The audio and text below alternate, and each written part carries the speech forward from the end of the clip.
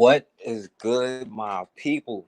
We are live back on the forecast, and I'm here with my brother Bakari. What's going on, brother Bakari? Peace, brother. What's going on? Not much, not much. Just try to give it a second to let people come in, see if I get a notification or whatever. I know a lot of people haven't been getting notifications from my videos or whatever. I know y'all. I see y'all comments or whatever. And I know YouTube hates a lot, but this is another reason why we need our own platforms. But there's no excuse on why we shouldn't or why we can't have it right now. But I understand that. You But know, I mhm. I downloaded the Black Junction TV app, Mhm. and I want to look into that. I got to look more into that to see what it's about, to see if we can go live and do all that. It's owned by Black, it's created by Black people. You're supposed to Yeah, be able to do stuff similar like YouTube. Yeah. yeah. Somebody uploaded some of my videos on that channel. I see some of my videos on there. I just can't. I tried to upload my own. I just couldn't. You got to contact somebody or something like that. I don't know. You think you got to get the app. Oh, okay. It's an app. What's going on, Misty? I know, yeah, I'm on here, but yeah, I wanted to come on here. I don't know, I got my brother Bakari tonight, and I'm gonna let him introduce himself, and we're gonna get into the topic. Go ahead, tell them who you are and where they can find your channel and stuff like that. All right. Peace. Thanks for inviting me, brother Forecast. Peace to Mr. Chin in the chat. Yeah, this is your boy, Brother Bakari. If you never heard of me before, I hope you hear something this evening that you like. And you can go to my channel. It's called Brother Bakari. Subscribe to that channel. And you can see me teaching my son how to shoot guns. We training for what's going on right now in this country. This is what we training for. And I'm teaching my 16-year-old son. Like I said, it's Brother Bakari. That's the name of the channel. All right, Brother Forecast, I yield the mic. Yeah, and definitely subscribe to my brother channel. You know what I'm saying? We definitely have a lot of good conversations going on over there. And yeah, that's what's up, Misty. Subscribe. But yeah, we was just talking right before we came on about what was going on, especially down in Georgia or whatever. But we've seen this kind of thing time and time again. But just going through my YouTube, I mean my Facebook feed, the problem is I'm seeing far too many black people, especially people who I thought were kind of down with the whole, before we talk about police brutality, we have to address the whole what about black on black crime issue. Now me, I don't equate the two. To me that's two different things. But first, let me hear your opinion on that, brother Bakari. Black on black crime, Hmm. and police and on black how crime. and Those are how it's two. kind of being used right now to Yeah, those are two complete different things. That's people who wanna. When people mention that, and I hear a lot of black people say it too, but they want to take blame away from people like that murderous cop in Minneapolis for what he did, or the murderous cop. Because I don't know if y'all heard of Natasha McDade. I can't remember her name right now. Yeah, Natasha McDade in Tallahassee, Florida, who was gunned down by them damn cops 3 days ago. Those are completely different things. She was shot, mistaken identity, and they say she made a movement that looked like she had something, and they killed that young lady. That's completely different. Because if we kill one another, we do jail time. They kill us, most of the time they get off. It's completely different. I'm not saying black on black is not a problem, or black or us harming ourselves is not a problem, but it's completely different than police brutality. Completely different. And I yield the mic. yeah, it's definitely completely different. And what I'll say is to me, let's call it what it is. It's straight up fear to me, and it sounds a little coonish if you ask me. And I don't really like to use the word coon or anything like that. But, for you to compare the two, well, first of all, we already know that that's a talking point that comes from white supremacy. And that's always been the talking point. When you want to legalize murdering a group of people, all you have to do is criminalize them, say they did something, and then you go in and then you attack them. Right. But and you can call in. I'll put the number up, and I have a lot of trolls that call in. So now would be a good opportunity for the people who always bring up what about black on black crime. Now would be a good time to call in and make your point.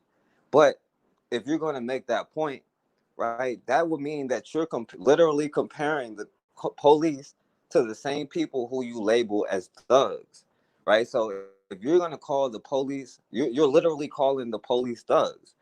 Right? And I agree. They're the biggest gangsters in the world. That's the biggest gang in America is the police, right? But you are literally saying that they are on the same level. Now, when it comes to that, right? I understand where a lot of black on black, quote unquote, black on black crime comes from. A lot of that is born out of economic, like poverty. A lot of it is a poverty situation. I understand their problem. Now, what is the cops' problem? Why are they killing us? Right? It's two different things. Not to mention that one person goes to jail for life, the other person gets a paid vacation. Right? But you want to add anything to that, Brother Bakari? That's what I was just about to say. When we do the things that we do as a people, most of the time it's out of survival. I'm not agreeing with it, saying it's okay to do it, but a lot of times it's out of survival. They are not doing it to for survival. They are doing it to show who they are. Like if anyone in here get an opportunity, look into North College Hill police beating, and this was a few days ago, if I remember correctly. And look how that cop just had that black man sitting on top of him. They beat him, got his head, and beat his head in the car, and beat his head in the middle of the street. That's completely different. They doing what they do. They doing what they do to show their strength, to show their power. And actually, sometimes I believe they are actually doing it. They're daring us to step up as black people and stop it. That's what I believe. Now I could be wrong. I yield the mic.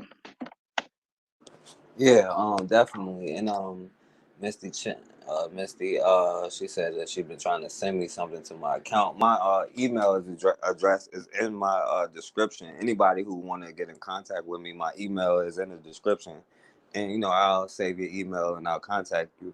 But yeah, you're definitely right, my brother. And one thing that I personally get a kick out of and like doing is destroying white supremacy talking points. And one of those major talking points is what about black on black crime, right? And one of those talking points is the crime statistics, right? Of course, first of all, first of all, let's take it one step at a time, right? They always point to Chicago, right? Anytime something happened, but what about Chicago? Now, the issue with Chicago is how so many of these murders are happening, but they never seem to have any suspects. And they can track down Jesse Smollett whole story, but they can't find all of these killers in Chicago. Now, there are a lot of theories about what's going on in Chicago, but that's the go-to talking point. So, what do you think about that, the Chicago issue? You think it's really like, out of control? Like, and I'm not saying it's not violence or anything like that, but to have 70 murders and no suspects is a bit suspect to me. What do you think? I don't think it's bad as it's being perpetuated by the media. And the reason being is because I have family in Chicago and I go to Chicago. And there's just certain areas they say you can't go to. Like my brother-in-law is a preacher in Chicago. He's on the west side. And he's literally in the middle of what people would call the hood. And if he was here, he would tell you, he have never seen nobody dead. He have never seen a murder. Now I have a friend from Chicago. His name is Easton L. Bay, something like that. He's a Moor. Now I know this for a fact that I forget exactly what he did, but he was in jail for 3 months. And when he got out of jail, he went back to see one of his friends in the old neighborhood he used to live in. And they actually tried to kill him. His friend had to stop him to show his paperwork showing he had just gotten out of jail. Because a week before he got out of jail, the people in the neighborhood say his car was used in a drive-by. So he literally had to prove to them, so they wouldn't hurt him, that he did a drive-by in their neighborhood. So he had to prove to them that he was locked up. So who was using his car while his car is supposed to be towed and supposed to be an impound?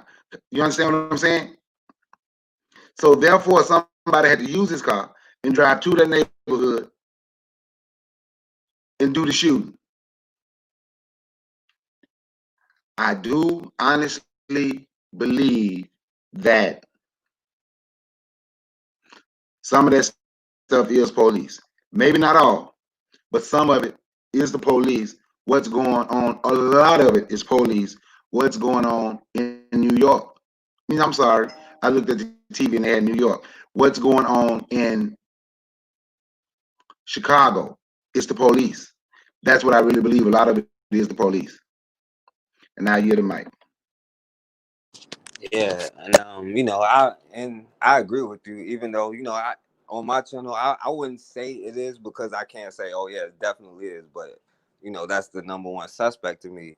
Now, as far as the talking point goes, the issue is you can't say that it's black on black crime, because to classify something as a black on black crime, you have to have a suspect. You have to know who the murderer is and know who the victim is, right? And the issue with a lot of these talking points and these statistics they come up with is the FBI will tell you themselves that this is just an estimation, right? That like in up to 17% is wrong. It could be off up to 17%, right? Now, when you look at these numbers, right, the problem is, right, what counts as murder? Does it go by conviction? Does it go by arrest? Does it go by suspect?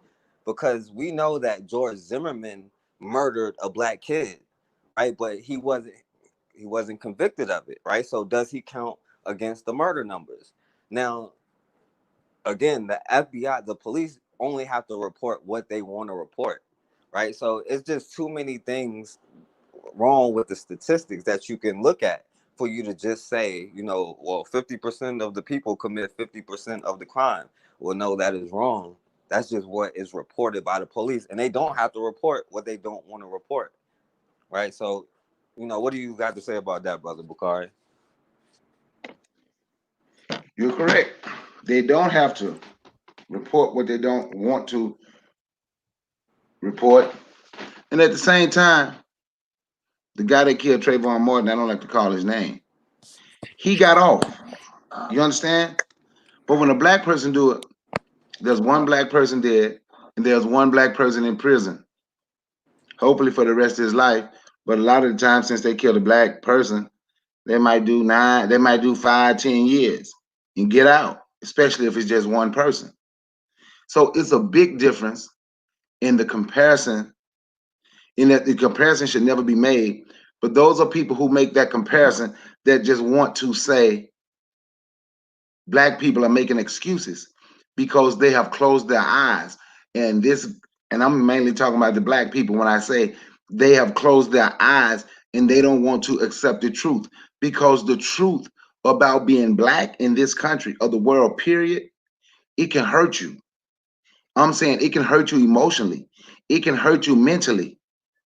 The truth about who you are, the truth about, they want you to tell your child, don't wear a hoodie, or you might be mistaken for a criminal because he's black.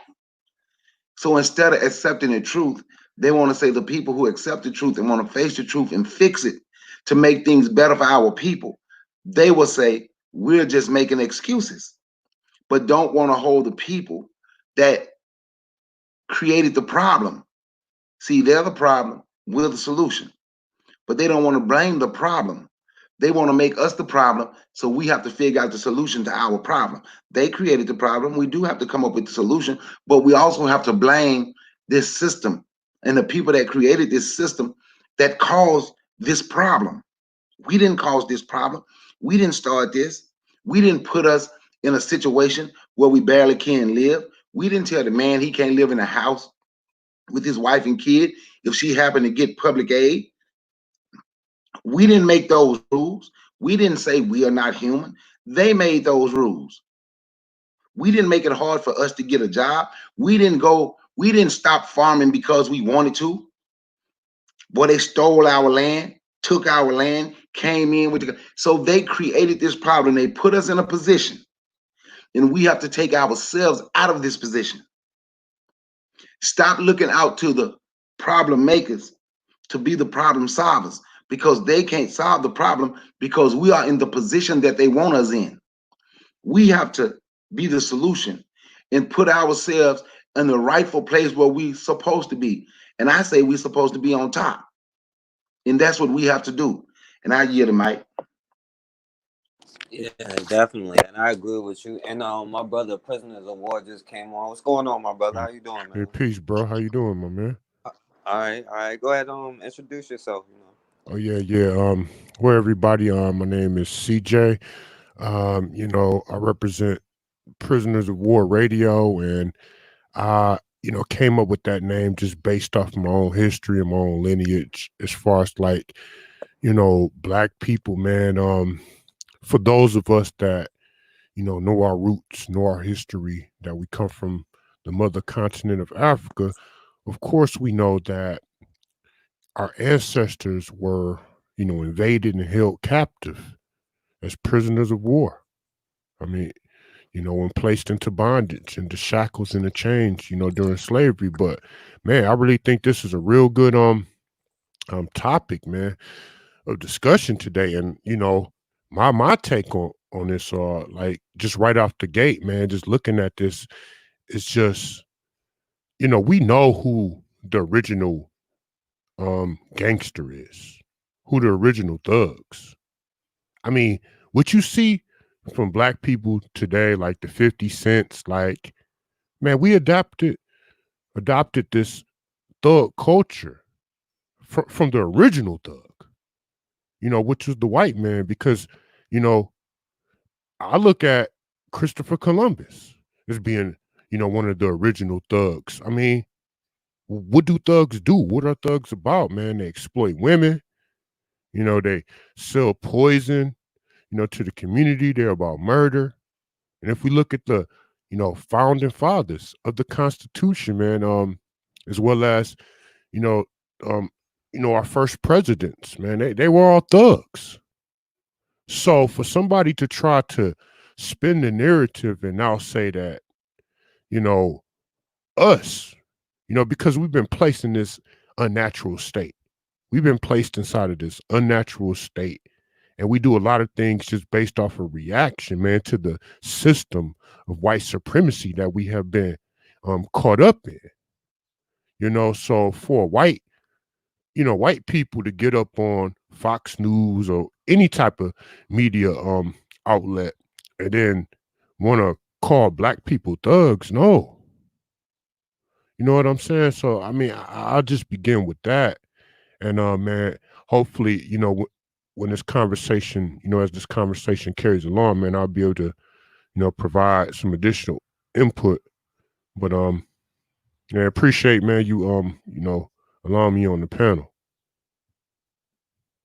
Yeah, most definitely. I appreciate you coming on, and you definitely said some real stuff. The real OGs and who they are, right? And these so-called thugs, we speak on, and I don't like to say the word coons or whatever. I say, Africans and African Americans. These are Africans who've been Americanized, right?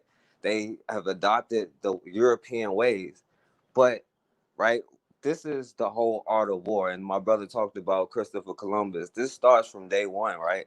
And it's not only for them to be able to sleep at night, it's for them to help keep us perpetuating a certain stereotype. Now, what they would do is they would put one tribe against the other, like he was saying, like, because back then they wasn't really speaking the same language for the most part, right? So they would put us against the other. They would say, you know, this one wants you dead, this one wants you this, right? Now you go along hundreds of years, right? All you see is images of black violence, right? But meanwhile, it's the black people who are being killed and murdered this whole time. You know, it's a black man being lynched, but you see a poster and there's a black man smoking weed, chasing a white woman. Now, all of these is nothing but war strategies. The problem is how much black people have bought into these war strategies or have fallen for these war strategies that they use against us, and to keep us in a perpetual cycle of expecting the worst from each other, right? If we're sitting here talking about what about black on black violence, we're not talking about, well, what about black on black economics? What about black people sharing with each other? Because we get the same image when you just get an image in your mind of two people walking down the street. It could be two black men with dreads. You yourself as a black man will probably cut your fucking wallet, you know, tighter before you would when two white people come down. But history shows you that you're most likely to be killed by those two white boys, right? But you know, I'm let y'all brothers speak on that. What you got to say about that, brother Bakari? Hmm. About the history of being killed in this country. Yeah, history teaches that. I think history is the greatest teacher because that's what resonated with me more. What you said last about it teaches that we will probably be killed quicker by white folks, shit, by white women. Yeah, I think they probably have killed more than anybody. If you go back to slavery, the babies that they would have killed because massa was sneaking out there and they think it might be their baby or just their men that they have lied on altogether.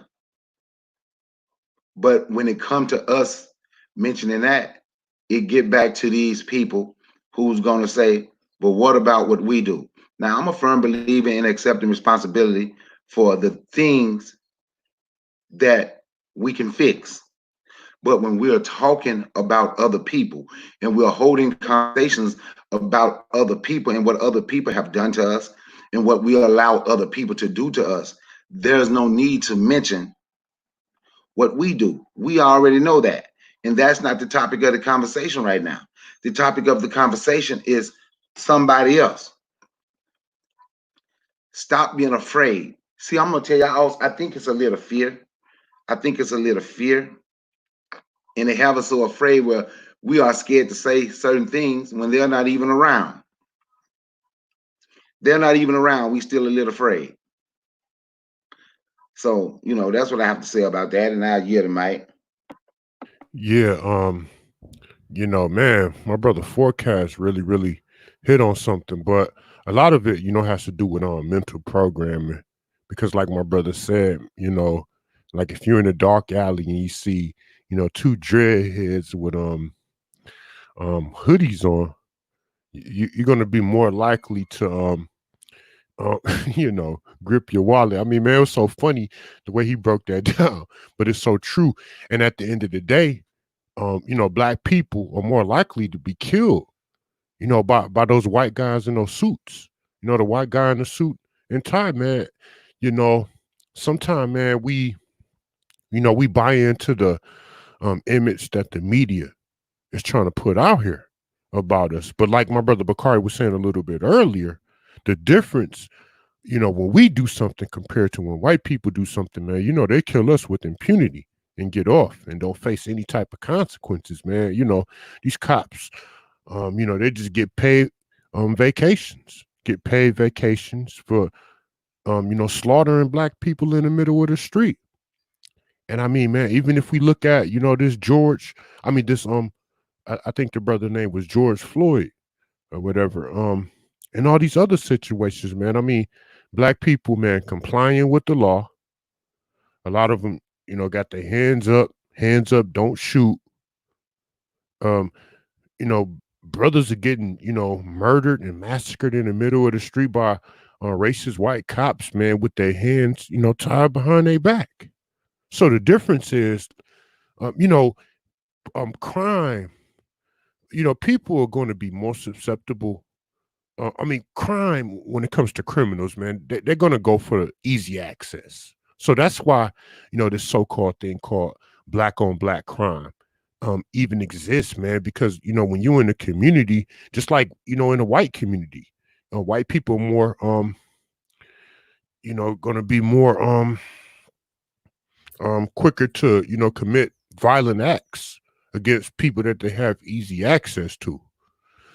But so that's just where I'm trying to get it at, man. But when we commit crime as black people, we get charged, man, we make up, man, a majority of the prison population. But when white people do it, man, they get away scot-free. So I'm gonna pass it to my brother on Forecast. Yeah, and yeah, definitely agree with y'all brothers, and y'all bring up a good point. Well, we gotta really ask ourselves, what is crime, right? Because if I go in the store and rob somebody, that's a crime. But if somebody come in my house and kill me, they can say self-defense. Is that a crime, right? So we gotta start asking ourselves exactly what is crime, and based off of what kind of system that we're living in right now. Am I saying that black on black, or well, let's just say black on black crime doesn't exist? Of course it does. And and there are issues with that. Like, why is it that a black person will fight another black person for a block that a white cop would pull up on, and all of y'all have to leave the block? You understand? Like, we are sitting, so many, like y'all said, so many of us are in jail for simple weed charges, right? I had a friend, he was riding with a white boss of his, and the white boss's truck. But I live in Virginia, and if you kind of go out of the surrounding counties, like I know y'all see like Charlottesville and being racist, but if you're in Virginia, don't stop until you get to Charlottesville, because the rest of it is like the hills have eyes, right? But he's out in one of these places, and he's the one arrested, not the white guy who's driving the car, right? And you understand that there are billion-dollar industries making money off the same thing that they lock us up for, but they're also making money while they lock us up. So these are a lot of things that we have to discuss. So what's y'all brothers' take on that? The first thing you said, what is a crime? You know what I always say? I say you ain't committed a crime if you ain't got caught. So in white people's eyes and mind, shit, they haven't committed a crime. Who caught them? They don't consider themselves being caught. If it's black people showing the evidence, it's black people showing the evidence. So they don't consider themselves being caught. But like Mr. Chin put in his chat,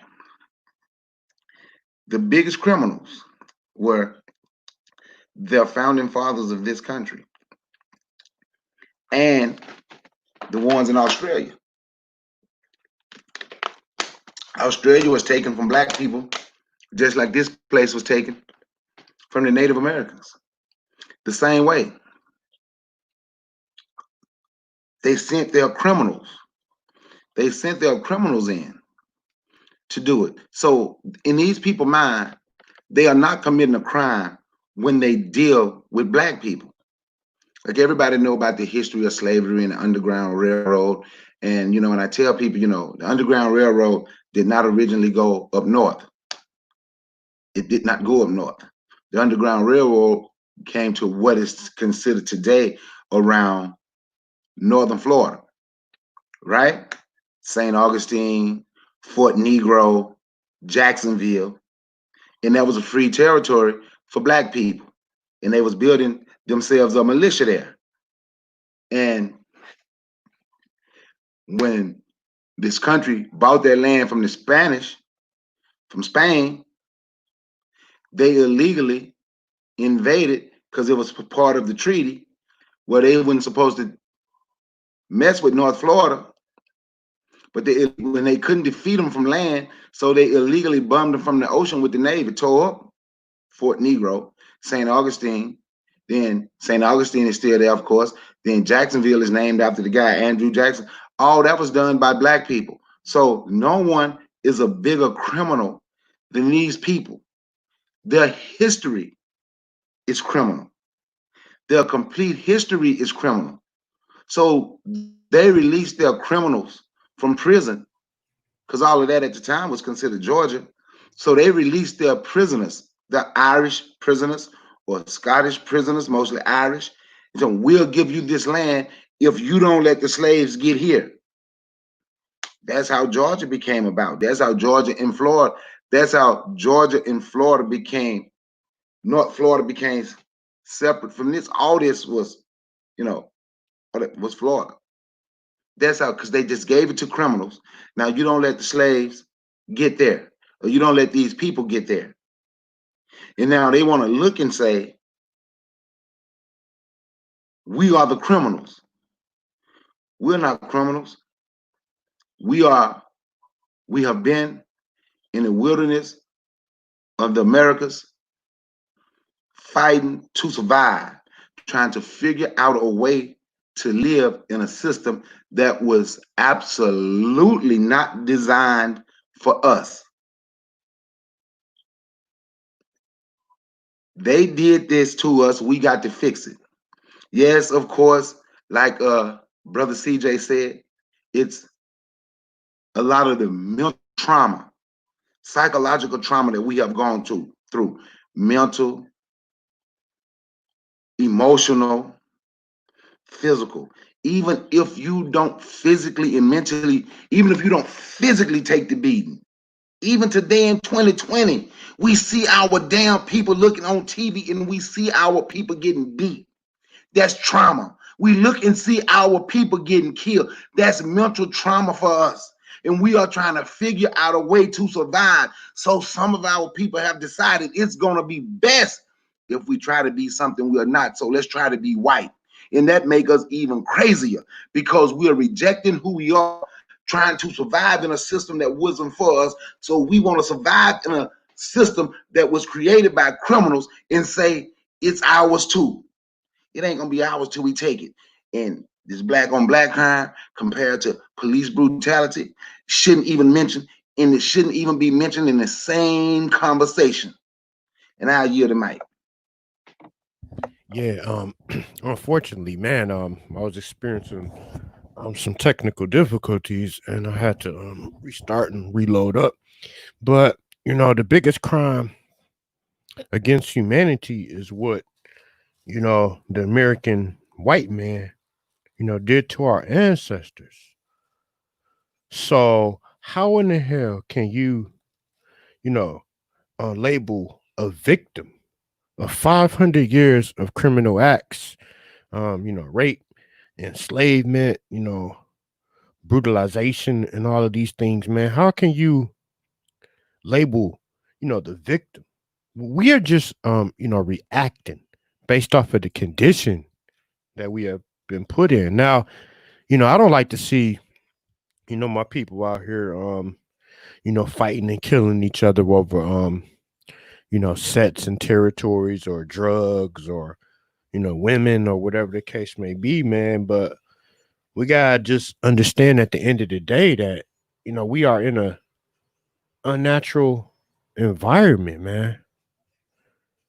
The biggest criminal, man, is the American government. And this can be shown throughout the entire world. Man. There's really no other nation that's standing at this point that has, murdered more people than the United States of America. So, we live and reside inside of a criminal nation.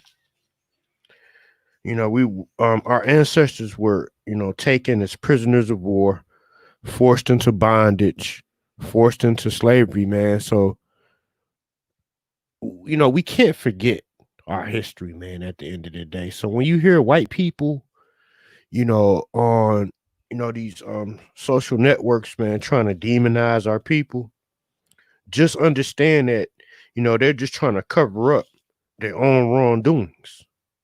That's what it is at the end of the day, man. I'm not sure what I missed or what the question was, but I just threw that in there. So I'll let my brother Forecast go. Hopefully I don't get disconnected this time. Yeah, and I got a call from my sister Misty. She asked a good question in the chat and too, so I wanted her to call in. She definitely always show love, so I wanted to let her come on real quick. What's going on, Misty? Everything is good. Every day above ground is a good day. I just wanted to chat very quickly.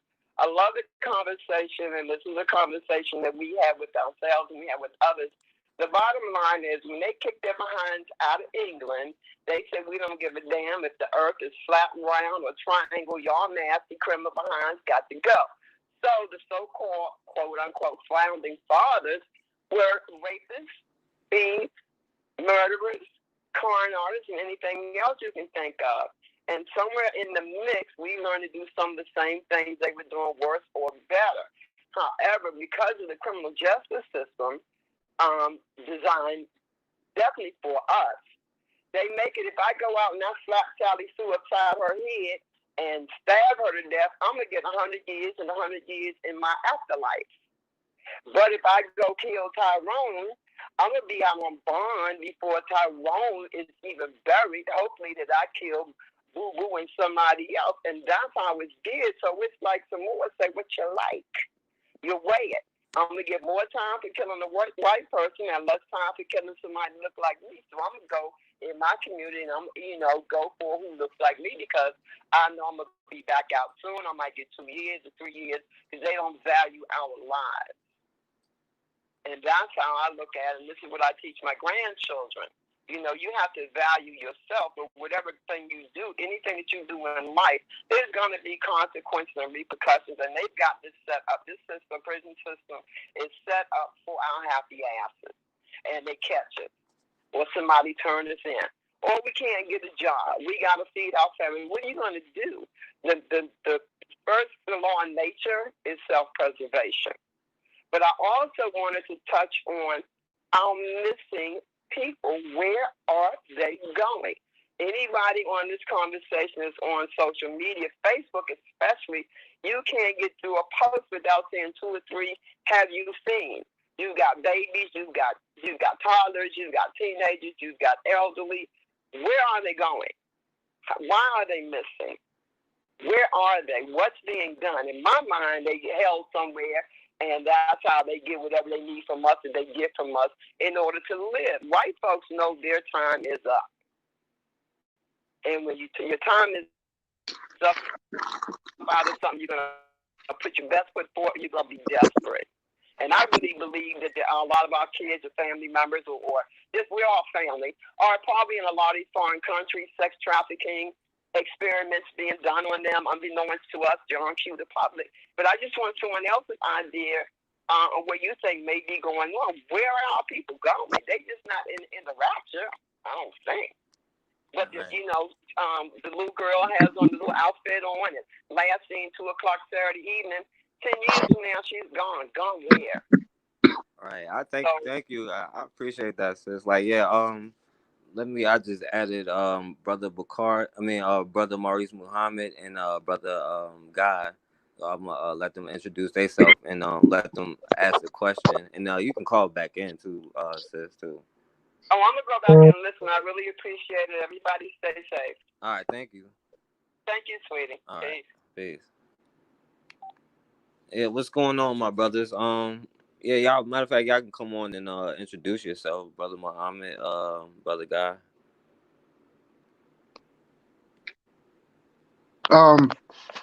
Yeah, peace, everybody on the panel. Peace. Hotep to the chat. Just thanks for inviting me on your panel. I'm definitely looking forward on this great discussion. But I just wanted to say that, it's affecting this situation right now. It's even affecting up in New York. The cops is deep. Now, I don't know if they've been protesting. I just came out of work and I came out the building. I saw all these cops are deep. Like, what's going on? I didn't even really stick around to really find out what the hell was going on. I had a long day. I said, you know what? Hey, it sound like it's echoing to y'all? I can't even hear Brother Guy on here. I don't know what's going on. Y'all hear me? I hear him pretty good, but I can hear. Okay. Yes, I just had a long day, and I think every state is this. Somebody's acting. I Yeah, hear it. I It's heard not the mine. upload in. Somebody got to mute their mic.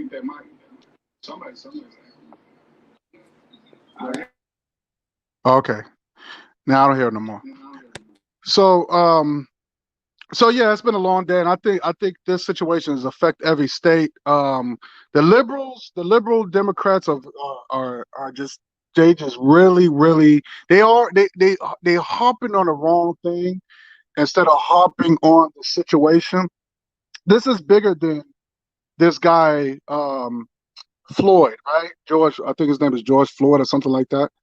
And it's bigger than him. Now, I heard that he was with a white woman. Now, you know how I feel about Coons. You know what I mean? Like, I feel like, I did a video about sleeping with the enemy, right? And I said, well, if you sleep with a dog, you're gonna wake up with fleas. You know, if you sleep with the enemy, you're gonna die by the enemy. Now, I feel bad what happened. Now, this is like I said, this is not even about him. This is about all brothers that is like, because it could have been me, it could have been Craig, it could have been Brother Muhammad, it could have been Forecast, it could have been any one of us. That's how I'm looking at it. Fuck him, because I'm looking at it like you're a coon at the end of the day. You know what I mean? Like I can't ride with that. You know what I mean? And because I thought he was with us, I'm looking at damn another sister. She's gonna be a widow. So I have mixed emotions with that. But the situation that was really messed up. And to me, I looked at myself in that situation. I looked at my brothers that's into that situation that's really solid. You know what I mean? So this cannot continue. That should have nipped in the bud since the Rodney King era, or even further than that. So I see a lot of white people riding, which is really, which is part of the Black Lives. George Soros, he got his team out there just fucking shit up. And like I agree with Brother Bakari. One thing he said, we gotta do things with our white folks. I'm tired of. We should have been the one burning down the precincts. We should have one fucking up cop cars. We was doing it in '92. We was doing that shit. We don't need white folks to come and do that shit for us, and then they want to be our saviors. No, get them out of there. It's not even. We should be fucking them up. We should be fucking them up, and that's just how I look at it. No, that's my mind.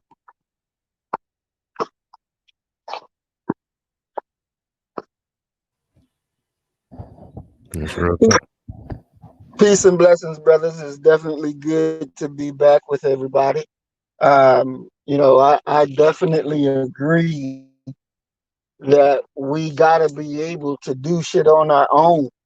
I was definitely happy to see the police precinct burning. I wish that we were the ones doing it, but it was good to see it happening.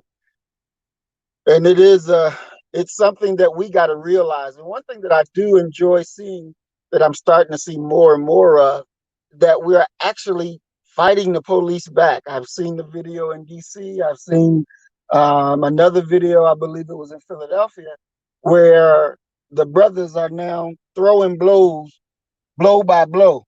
And so behavior that we need to see more of. Now, we know that the enemy gonna do what they do. That's guaranteed. What was most disrespectful is the black people standing around when Brother Floyd was being murdered. And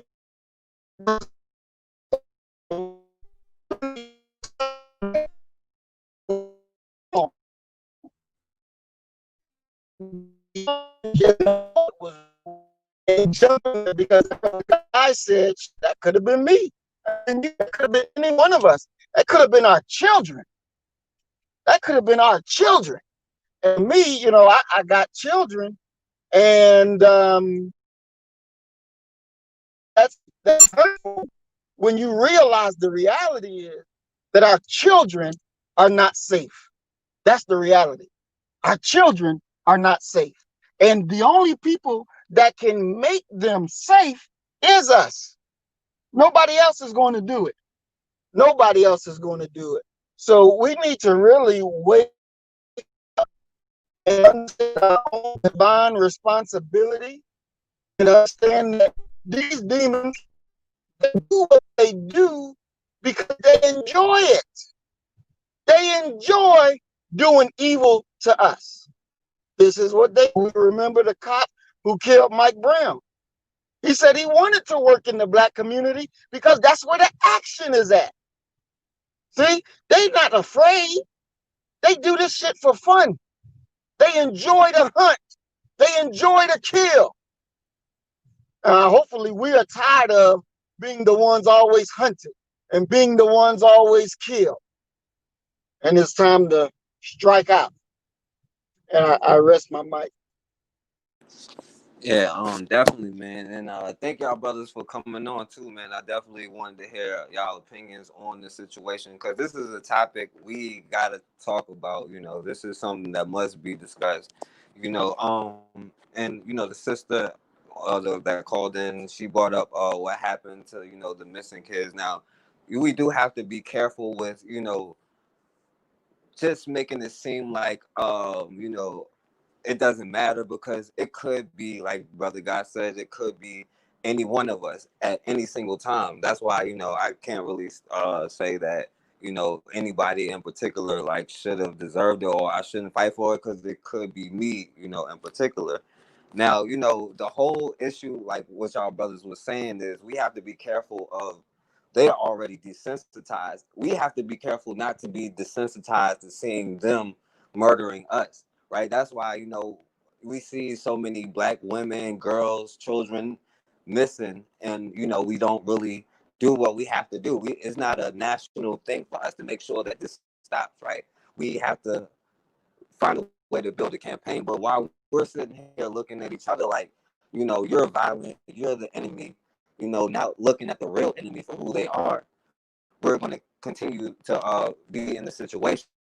Now, you brothers can address anything you heard. You can address, the sister question or whatever about, the missing people. But yeah, y'all can go around and address whatever you want to address. I don't know what he said. His mic was really breaking up to me. Yeah, it was on my end too. He was saying something about a sister was talking about a lot of our children are winding up missing. I was just trying to break that down to you, Brother Bakari. Yeah, okay. Have you ever got the newspapers? Have you seen her or have you seen him? And she was saying something, the sister that called in and she was asking about, did you hear that? I'm just trying to make sure that you're on track of what he was asking. Brother Bakari.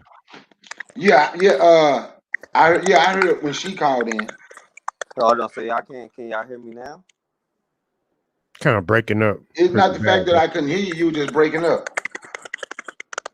Oh, okay. All right. Well, yeah, y'all. Well, basically, yeah, about the sister that was calling in. You can answer that or whatever you want to talk about.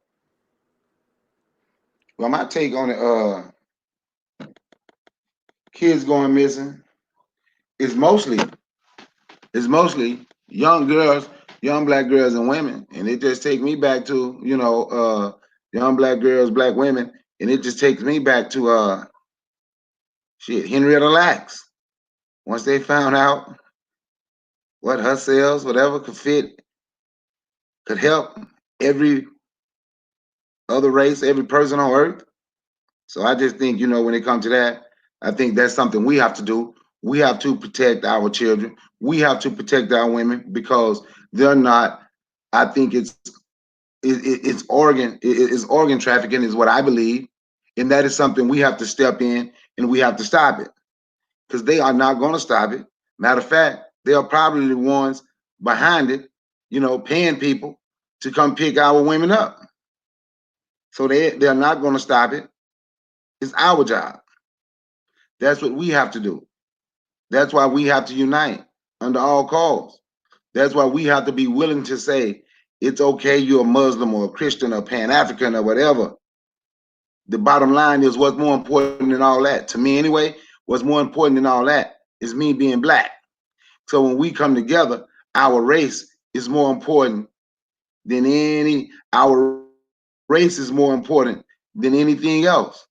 And once we realize that and we come together, there's a lot of things that we can stop. Like I said earlier, they created the problem, but we are the solution. We can't look at the people. We can't look to the people that created the problem to be the problem solvers. They don't want to solve the problem. We have to solve the problem. And we are going to have to engage them. We are. When Maurice and Brother Maurice said something about he was glad to see the police station burn down, he wished it was us. That's the exact same way I felt. Damn, I wish it was us. But we was over there tearing up the state building. And how I feel about what those white people was doing in the black neighborhood, I did a show about that earlier today. I think those are agitators. I really do. Maybe not all of them, but I think those are agitators. But we have to solve our problem. We can't look outside of nobody. There's 5 black men on here. Then we have, I don't know how many people in the chat, but we have people in the chat. We can get the word out and we have to start building now. Not building to talk. I'm talking about we have to start building true unity now. And you have to start working together to stop all of this stuff from happening to us, for all of this stuff from happening to our women. I have a 15-year-old daughter, and she always asks me, Dad, you treat me like I'm a little kid. Treat me like I'm 7 or 8. You don't even let me be 15. And I try to explain to her all the time, baby, I'm not treating you like a 7 or 8. You my baby girl, you 15. Can't let nobody touch you. Because if somebody touch you, shit, ain't no telling where I'm going to end up in prison. And that's just a fact. And we have to start feeling that way about our people. And it'll come from inside out. It started in the inside of my home, and I take it out to my neighborhood and to my friends and to my people. And that's what I'm going to look at. And that's what we have to do as a people. Look in the mirror and say, we are going to stop this shit. Because we can stop this shit. And I yield the mic. Okay, yeah. Well, me personally, man, I want to touch on something my brother Guy Nollywood Jr. was talking about us, regarding George Floyd. And it really, well, first, man, I was like all the way in. I was all the way in riding for this brother, but it really, really, really broke my heart to find out, at the end of the day, that this black man, had a white fiance. And, I'm just going to briefly just touch on this situation real quick. I don't want to get too far off the topic, but like my brother Forecast said, we could speak on whatever. But man, it really, really broke my heart, to hear that this brother, was with a white woman. Not to say that what happened to him is justified, because I am definitely, in support of, damn it, I want to burn down every doggone police station, man. I want to burn down the White House. So, man, I'm in support of the riots. And at the end of the day, what happened to him could have happened to any of us. But I'm trying to get black people to wake up and understand that, see, a lot of us, man, like that movie, Goodbye, Uncle Tom, just what happened in the plantation, man. We like those, slave children that's underneath the table fighting over table scraps from massa. So it's like a lot of times, man, once we get to a higher social status, we making a little bit more money, or, we a little bit more successful in life. We think we could turn our noses up, at the people, at the community. But black people need to wake up and understand that, this devil sees color. He don't give a damn what your social status is, you know, how financially set that you are. At the end of the day, you know, the devil sees black and white. And if you ain't a member of his race, you know, racism and white supremacy, you don't give a damn how many white women, you know, want to marry you. Man, you still their natural born enemy. This is what I'm trying to get black people to understand. It's unfortunate, you know, that this brother had to lose his life, you know, behind this, man. But I don't know. I just don't know what to say, man. You know, this is a wake-up call. This is a wake-up call for black people. Now, I don't care, you know, what type of education you have, how many promotions you get on your job, whatever.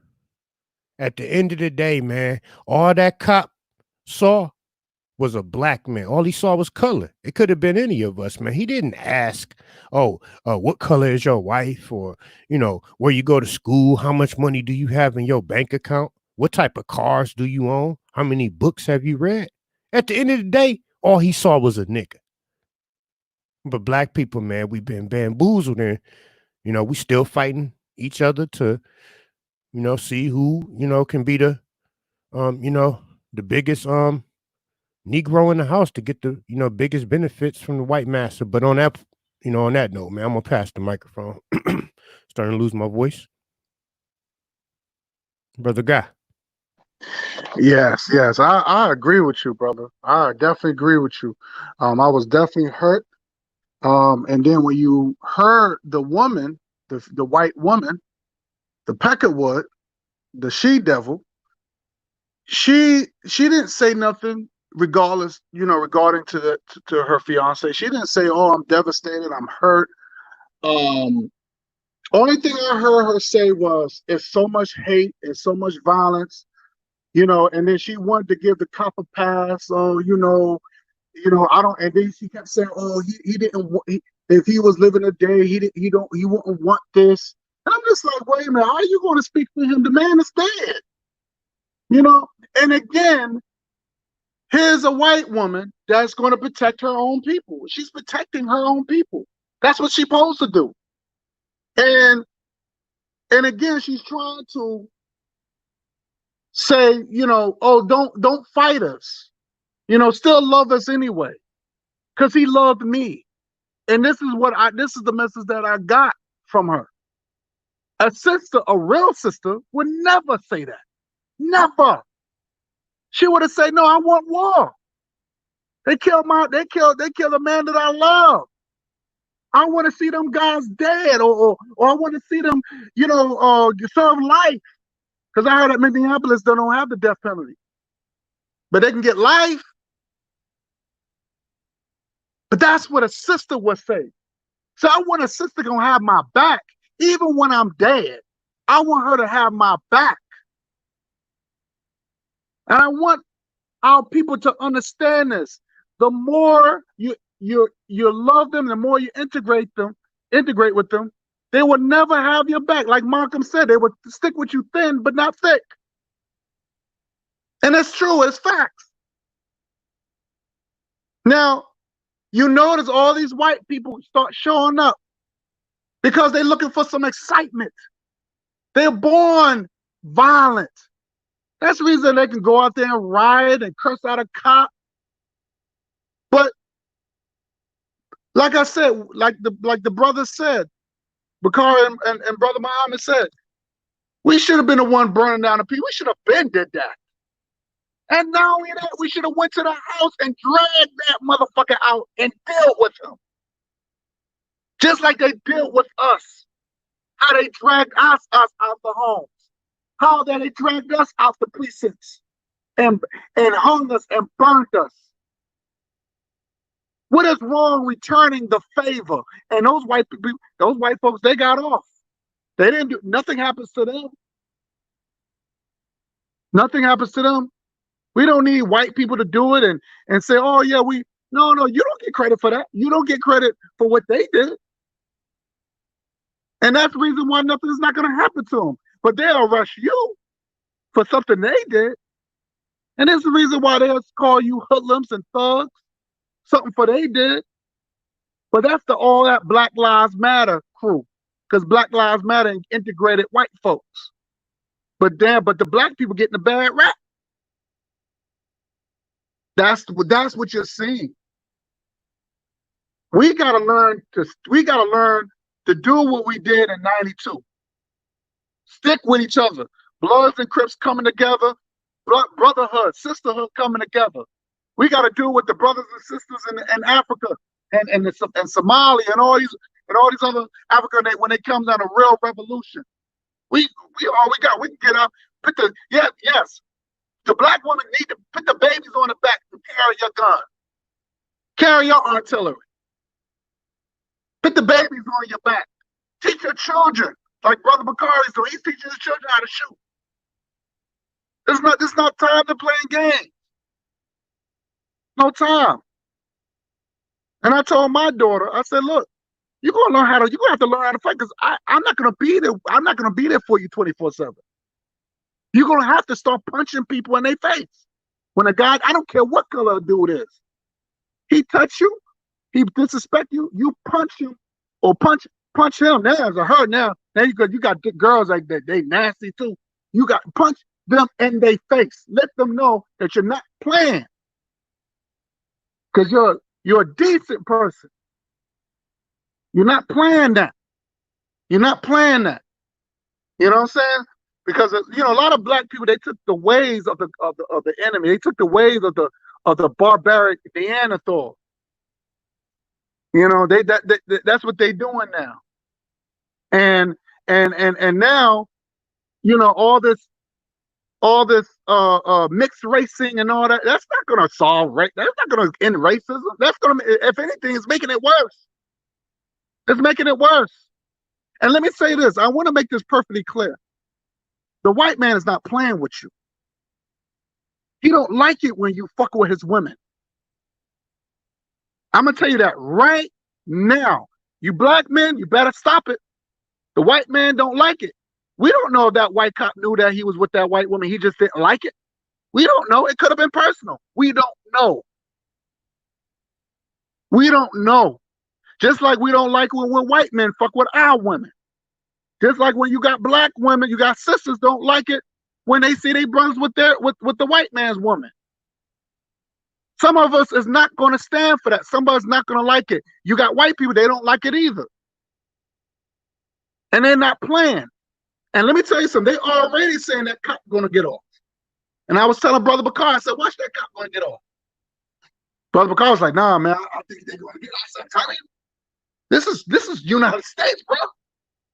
And if he do some time, you best believe he's going to serve between a year, maybe, with some community service. That's nothing. We've seen that. Look at how, and I mean, I hate to say this, but he was another coon. Oscar Grant, he was another coon. Look how that white man handcuffed him and shot him in the back. He only got 11 months. I'm telling you, this is not a game. I say, leave these people alone. Leave them alone. But I tell you one thing, if they come I always say this, we have a right to defend ourselves. They come, fuck with our women, fuck with our kids, fuck with with our brothers. We gonna get at them in the worst way. It's just how it is. It's just this facts. This is life. You don't want to. Okay, you don't want to be left. Okay, we'll leave you alone. Leave us alone. Leave us alone. That's and I stand on it. And I rest my mic.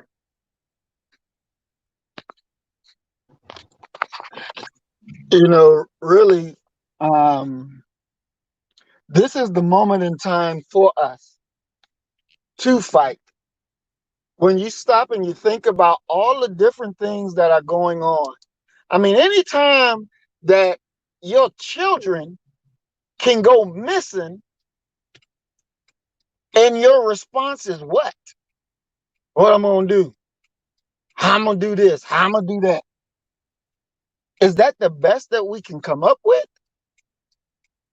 I mean, when I was in DC and they were talking about the girls that are missing and the children that are missing, that's an attack on us as a people, and we have no decent, real response.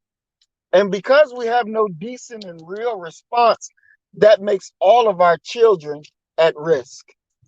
And so we really have to understand how things work in America. America is not about let me sit back and pray and ask you for this and ask you for that. That's not what America is about. America is about, nigga, I'm gonna take this because I have the power and authority to do it, and you ain't got a damn thing that you can do to stop me. And that's what America is about. So we have to grow up and really understand that that's what we got to be about if we're going to live here. No, and really, it's not even about living here. Is if you're going to live on this planet, and these demons are still in control, if you don't have the ability to take what you want, you will always be acted upon. Therefore, your women will never be safe, and your children will never be safe. And you as a man, we as men, will never get the due respect and honor that a man should get, because we don't protect our children and we don't protect our women. So we have to do some things like right now and seriously be about that work, because this is an attack on us on all fronts. On all fronts, you're not secure. We gotta beg the cracker for a job. We gotta beg the cracker for this. We gotta beg the cracker for that. And seeing the brother with the white girl, and she's saying, well, he would want you to forgive and not to, be hateful and all this shit. We're beyond forgiveness. We're beyond the excuses of, it's a training issue. You got to love more. You got to do this. No, we don't have to do any of that shit. What we have to do is fight. It is just that simple. We have to fight. We have to now go ahead and determine what is our national, local objectives. What are our objectives? And our objective should be, one, is the security of our people. And if we can't understand that, we got some serious problems. We got some serious problems, because this ain't gonna go away. This is not going to go away. This is continually and continually and continually happening because we're not giving the proper answer. And because we fail at giving the proper answer, we're going to continue to repeat the same old thing. We're going to continue to repeat. Now, for me, I have children. Everybody on this panel has children. And as Brother Guy said, we're not going to be with our children 24/7. There are going to be times when they're out there on their own and we're not there. And we don't want them to do the same thing that he had to do. Call for his mama. Mama, help me. Mama. Why was he calling for his mama? Because it is mama that is always there, that comes and make it better. But his mama couldn't help it. His mama couldn't help him, but it was another black man standing around right there watching. All somebody had to do is push the cracker off. And if you want to keep running after you do it, keep running. But that's all you had to do. And the brother would be alive today. We got to be able to see ourselves in these situations. We got to be able to connect. And I think that as Brother African Supremacy was saying, that, we don't want to become desensitized. Because I watched a video where the dude, the financial guy, I forget his, Boyce Watkins, was saying that with Ahmaud Arbery killing, that it wasn't that important, that it should have gotten national news. He was desensitized to what he was looking at. So he had no feeling. It's just another day and should not have gotten the attention that it has gotten. And once we become that way, we are no good to our people. We are out of step with the time that we are in. So we have to definitely look at the playing field, look at the battlefield, and reassess where we are and where we got to go and what we have to do. This is the challenge of our time. And we cannot afford to punk out. We can't afford to punk out. We got to fight. I rest my mind. Yeah, that was definitely deep, my brother. Definitely deep. Yeah. But my sister Misty, she called back in. She wanted to ask a question or address something that somebody said. You can go ahead and address it real quick. Okay, this is Hey, hold on. Can y'all hear her? Hello. Yes, I can hear. All right, go ahead, Misty. All right, I'll be very brief. This is for Brother Bakari. When you were speaking on the subject that I was talking about on missing, well, actually it's missing boys, girls, it's all of us, elderly, young, teenagers, and what have you. You said that the brothers need to step up, and you're correct. That really touched me. We sometimes, I don't know if any brothers if y'all have seen Kansas City Shuffle with Bruce Willis, I think it is. Or heard of sleight of hand.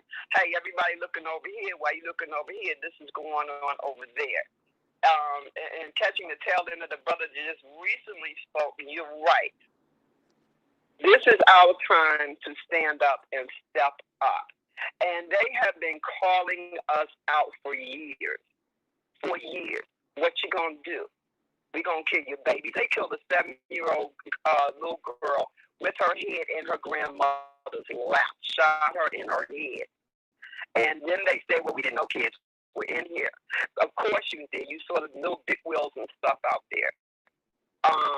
And they went the wrong house. The other young lady just recently killed, they went in there looking for the guy. He was already locked up. But we get to see every day what's happening to us. We are one. And like Brother Ford has always said, we're all we got. And they keep calling us out, and we are not stepping up and answering them in any kind of way. None of us are going to live forever. We all have kids. As parents and as me, as a grandmother, my job is to teach my kids, my grandkids, before I roll my happy ass out going on wherever I'm going. But if we don't set an example, if we don't start being afraid, they've had their feet on our neck since we got here. And they will continue to do that. Now, when we fight fire with fire, when we stand up, when we, go to other gun ranges in the backwoods somewhere and learn how to shoot our rifles, our guns, or use the bow and arrow, whatever we need to do, then that's when they'll stand up and realize, okay, well, they're not playing. We're going to have to take them all out, which we probably can't, but they're going to fight now. If you slap me, I'm going to slap the shit out of you. I'll be 70 years old next week. I have seen a lot of stuff, and there's a lot of things going on, but I have never seen the things that we're dealing with now. Wear a mask, don't wear a mask. Take hydrochloroquine, don't take hydrochloroquine. Stay in the house. Stay 6 feet apart, stay 10 feet apart, whatever the case may be. But all our attention is on one thing. And while our attention is on one thing, we're passing all kind of bills. And if we don't get out and get our weapons legally, you know what I'm saying? We're going to change the law. That's what they're good for. And another brother was talking about the Democrats. So I'm doing this. Malcolm X has always said, you got your Dixiecrats. You got the Democrats and your Republicans. They're all from the K9 family. You understand what I'm saying? is dressed in a different type of Klan outfit, and the other one got the sheep in the trunk of their car. This is no joke. They are not playing with us.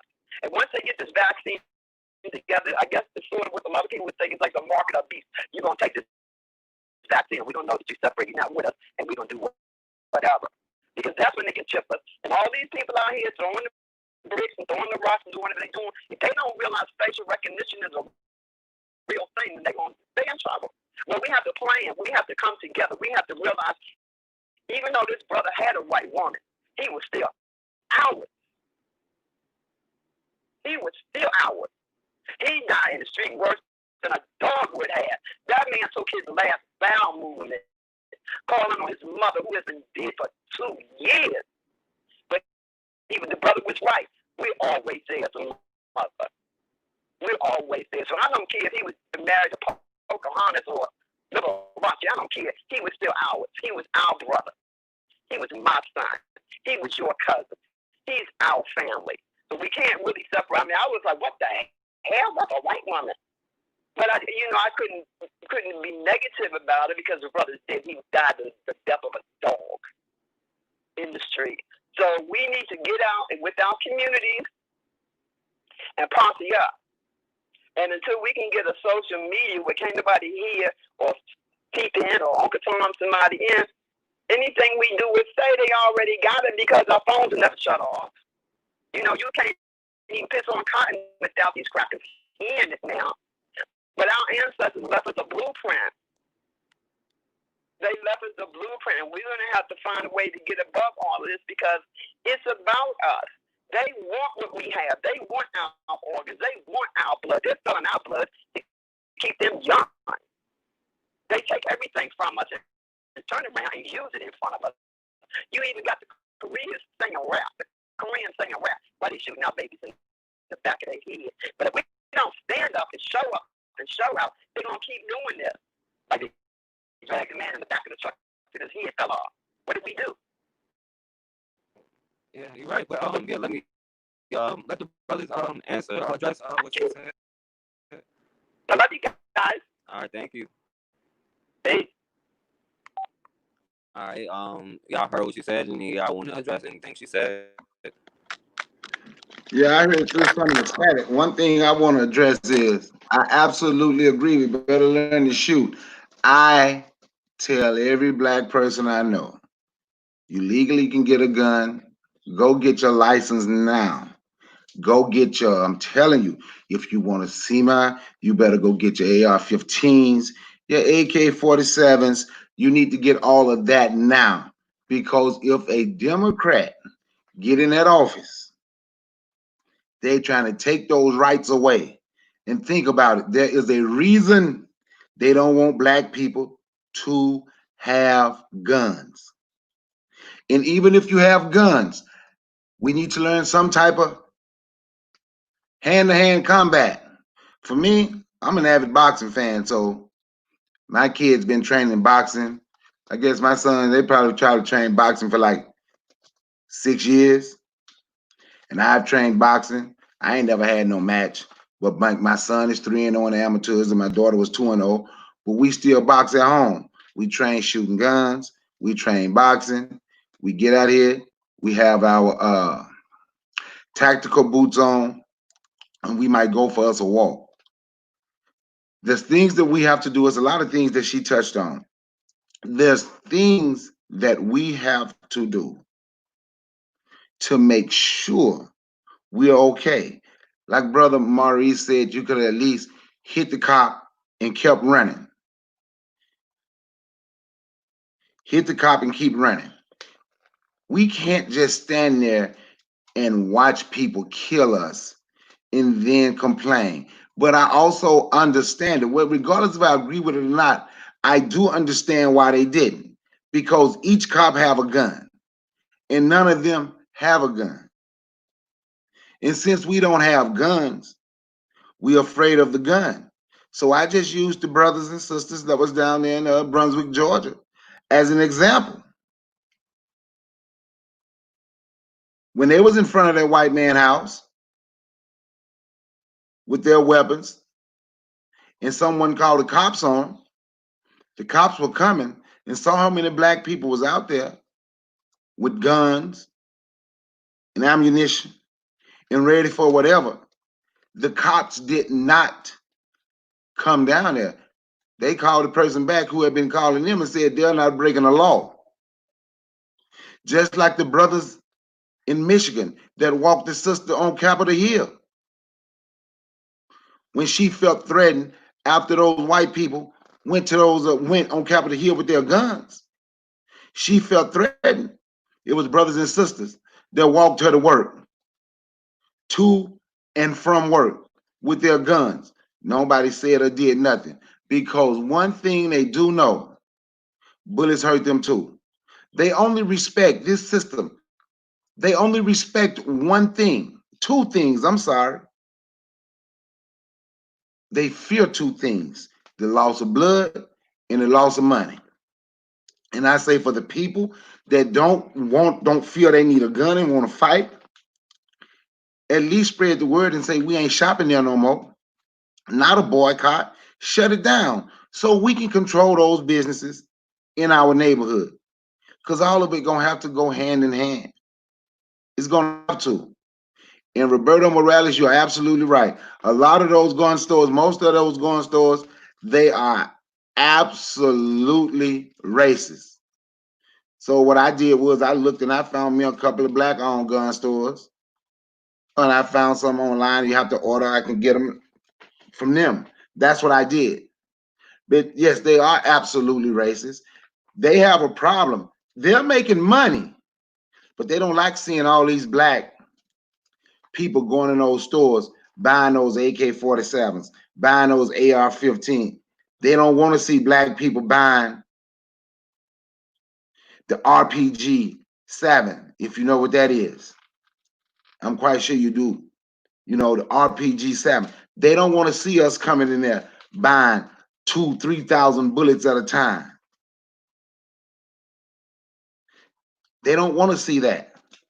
But it's not about what they want to see. It's about what we know we have to do. And now is the time for us to do it. Fight or flight. We ain't got nowhere to go. So the only thing we can do is fight. I hear the mic. Okay, man. You know, all I really want to say is this, before this broadcast is over, man.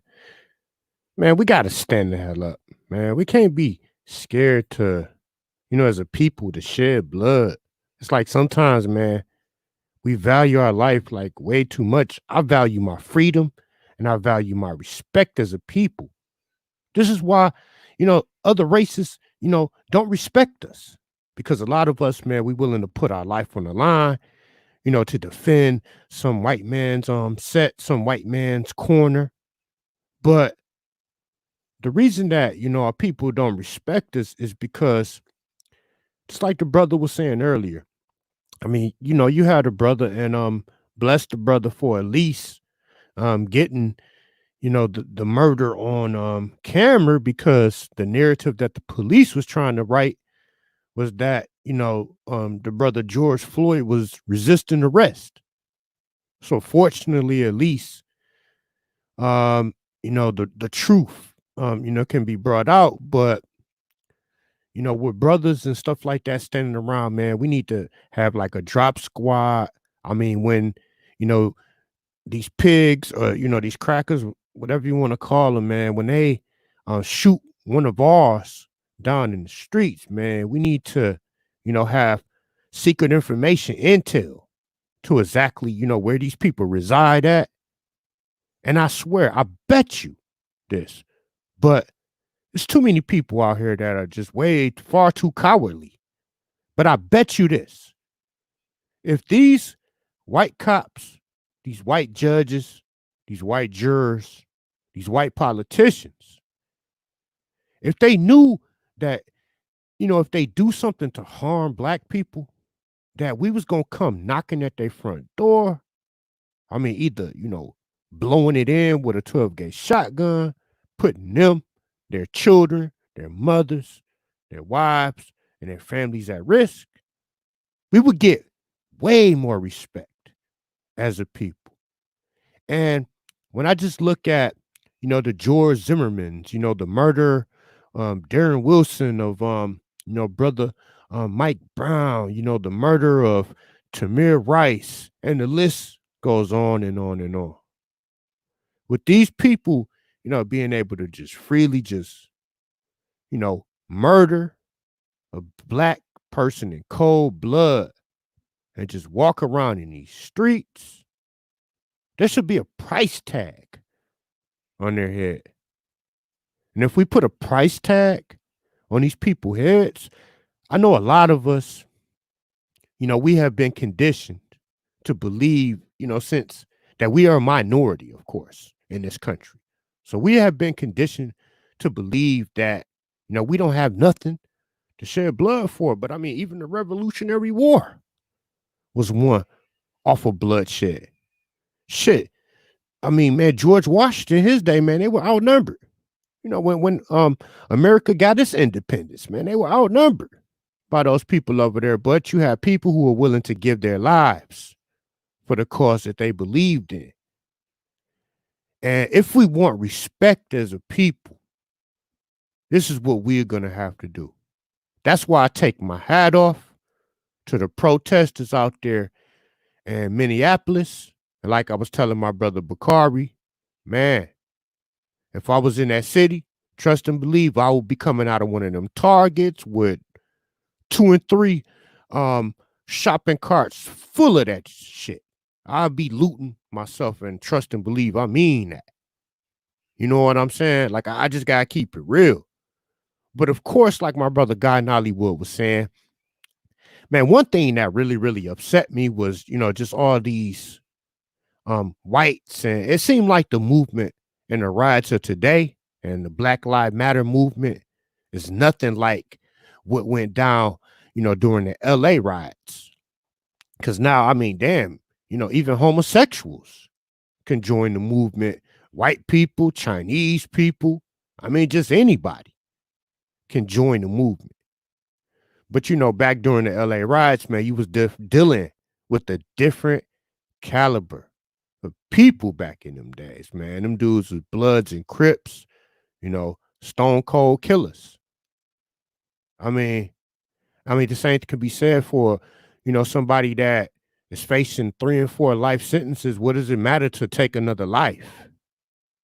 And that's the way I look at it, because I don't call myself and consider myself a citizen. I consider myself a prisoner.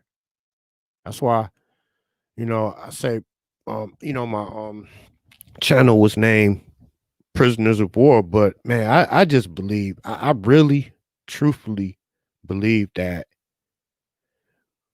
anything, that's worth fighting for is worth dying for, man. And I'm not trying to, tell my people that we need to go out here and do anything stupid. But I'm going to tell you this, though. At the end of the day, man, we as a people are not going to get respect until we start, letting these bastards know that we willing to, get that ultimate sacrifice,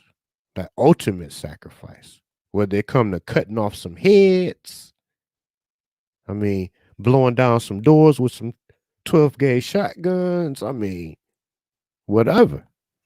It's just the fact, man, that we see the cowardly way is just not working, man. And this is why white people, I mean, damn it, white people don't respect us. Shit, I mean, they import Chinese into this country that come over here in our communities and don't respect us.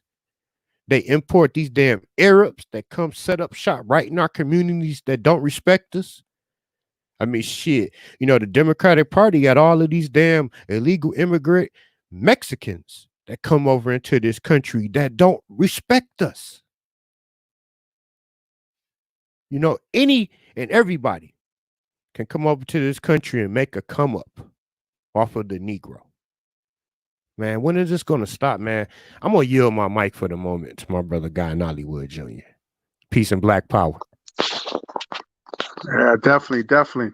I just want to just add on, because the sister said that it doesn't matter. What does it matter who he was with. It matters to me, people like me, when you leave the black woman, when a black man leaves the black woman, and he gets with somebody white because he had what, one bad experience with a sister, and now you're gonna show all his love and respect and put all his wealth to white women, and then when something happens to them, it's not the white woman is out there protesting. The fiance, she wasn't out there protesting. Where was her? Show me, please. Anybody screen share it? Show me when she was out there protesting, talking about. Show me something that she was out there fighting. Fighting the cops. What they did to her black fiance. I'll wait. But you don't see that. Guess who was out there fighting? The black woman. So why? Yes, it does matter. You gotta get that out your head, because 75% of the sisters are not married and have children, unwed. Wasn't like that before. Brothers are leaving the sisters, getting them pregnant, running the streets. Some of them on a down low,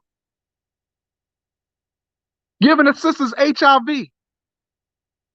That's going rampant.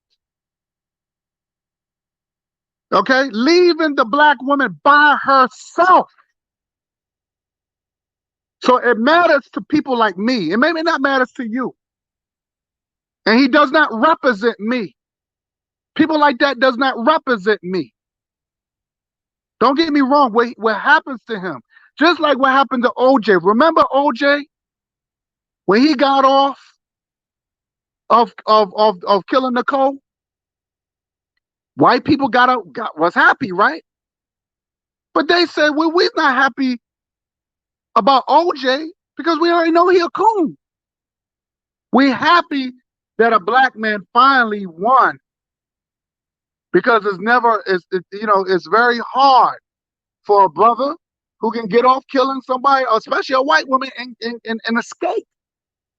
And you saw the reaction of the white folk. They was angry. So don't tell me that there's some good white people out here. Don't tell me that. Don't tell me. Those white people that you see doing what they're doing it because they're bored. They have no life. And after they destroy the black people, the pharmacies and the grocery stores that black people depend on, guess what they're gonna go right back to their suburbs. But you're not gonna go over there and destroy their stuff. You won't do it. You won't do it. So yeah, they have no problem destroying the stuff that you depend on. So don't get fooled. So it means if all this is connected, because when you're by yourself, you're endangered. You're endangering yourself.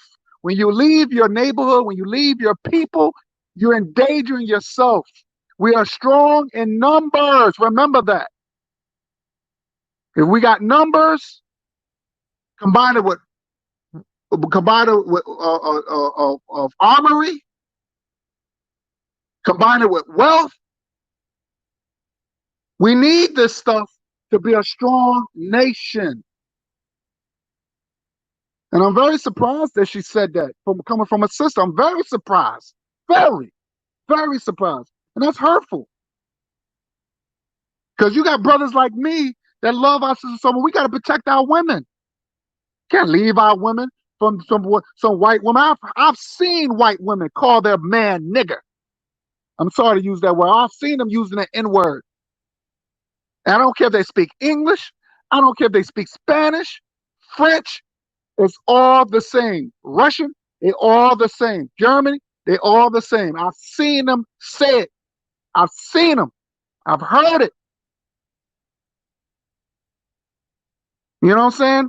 We only got is us. We all we got. So yes, I think that to save that dude, I think they should have thrown a brick or something and from far. I remember Brother Muhammad said that a while back. throwing bricks and rocks off the roof. Well, I don't care where you throw the brick. Don't do something. Because at the end of the day, they work. At the end of the day, they work for us. They public servants. They public servants. They supposed to be public servants. We pay them. Our taxes pay them. So they supposed to do what we say, supposedly. So again, we gotta stop this. Well, we don't care who they sleep with. Yeah, we do. Because maybe in his mind, hey, I'm with a white woman. Ain't no white person gonna fuck with me. But when you step outside your circle and you leave your people and something happens to your ass, your people gonna be like, well, I don't know. You abandoned us. And now something happens to you. Now you want us to come at your aid? I don't think so. I've seen how black men talk bad about our sisters. I've seen it. I've heard it. The nasty things. Look at that dude who was dating that Vietnamese chick. Forgot his name. How he was on Twitter. He was talking dirty against sisters. And then he gets shot. And now, baby, oh God. And I'm like, yo, but the dude, I mean, I get it because it could have happened to any one of us. But I'm not gonna be like, oh, rest in peace, so and so. The dude was a coon.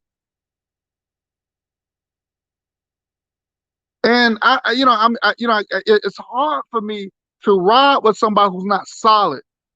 I only can speak from me, because I know how hard our people have it.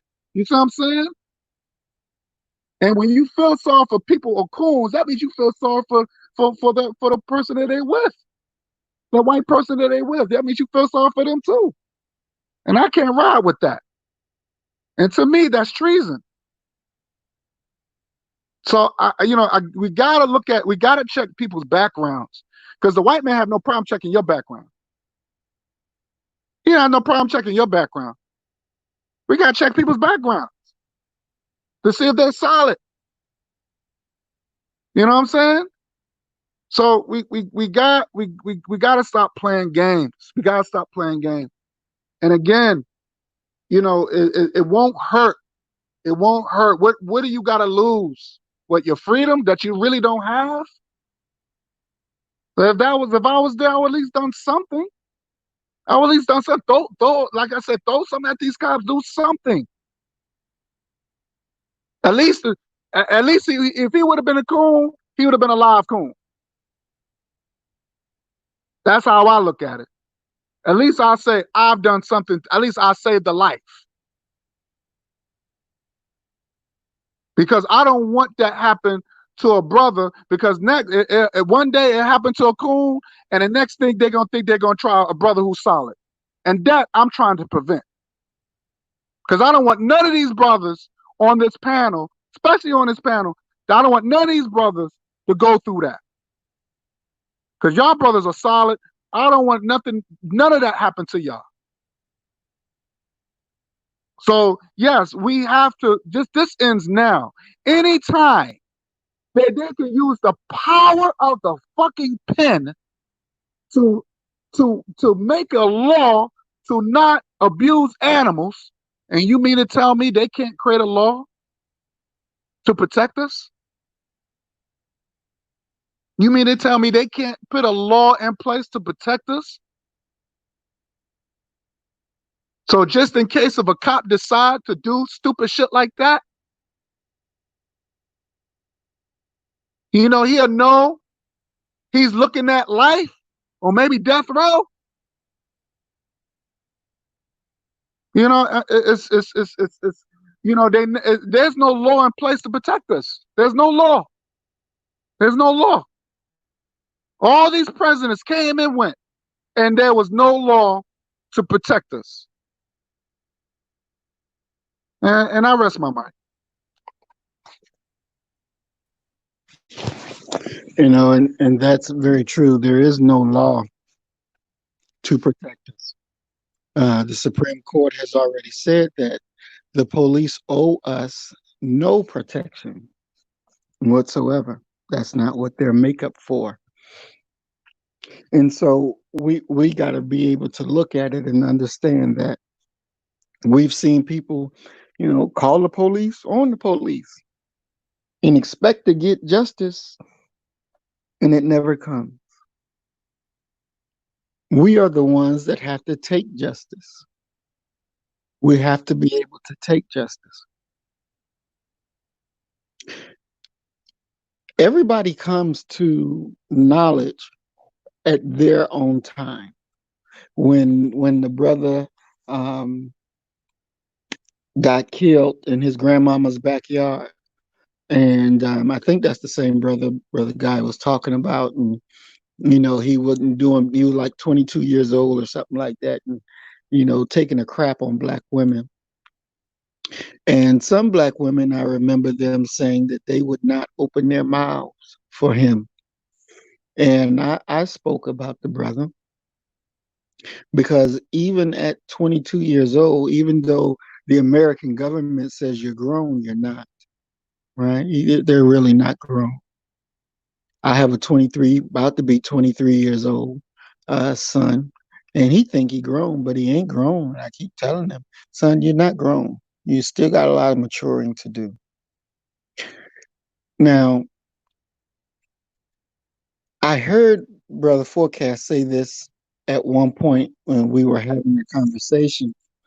And when he said it, I was like, damn, that's right. He said that, and I hope I'm getting it correctly, but he said that when we're looking at people who, date white people or whatever whatever it is that they're doing, it's a symptom of the disease, right? It's the symptom because that person hasn't been healed of that problem. So it's a symptom. And none of us on this panel agree with interracial relationships. We all, hate that. Before knowledge came to me, I was a big fool. Like I said, I was a teenager with a blonde shag in the back of my head. Right? I was a fool. I didn't know nothing about what I know now. And because based on what I know now, then I make better decisions. And our brother, I don't know exactly how old he was. I think he was definitely older than maybe all of us on here. Was not blessed enough to get that knowledge that we got. And we know he wasn't because we could look at his lifestyle, right? So, he's dead and he's gone and ain't nothing we can do to change it.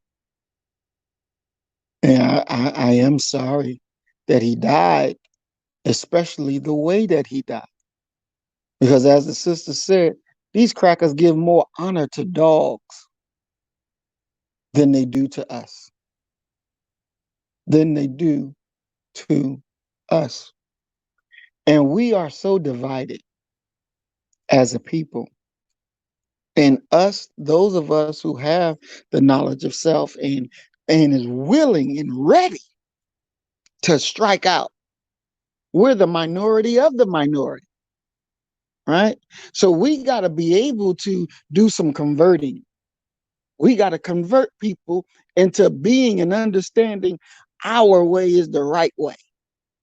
And being able to convert them to our way, it saves their lives. It increases our reach and our message. And it makes all of us a little bit more safer. So we have to do a good job at spreading the message to waken them up so they can see the folly of their ways. Because what I truly believe, if we just look, right, at those who are being killed, just look at those that are being killed. Not very many of them, if any, have the mindset that we do. They don't have the mindset that we do.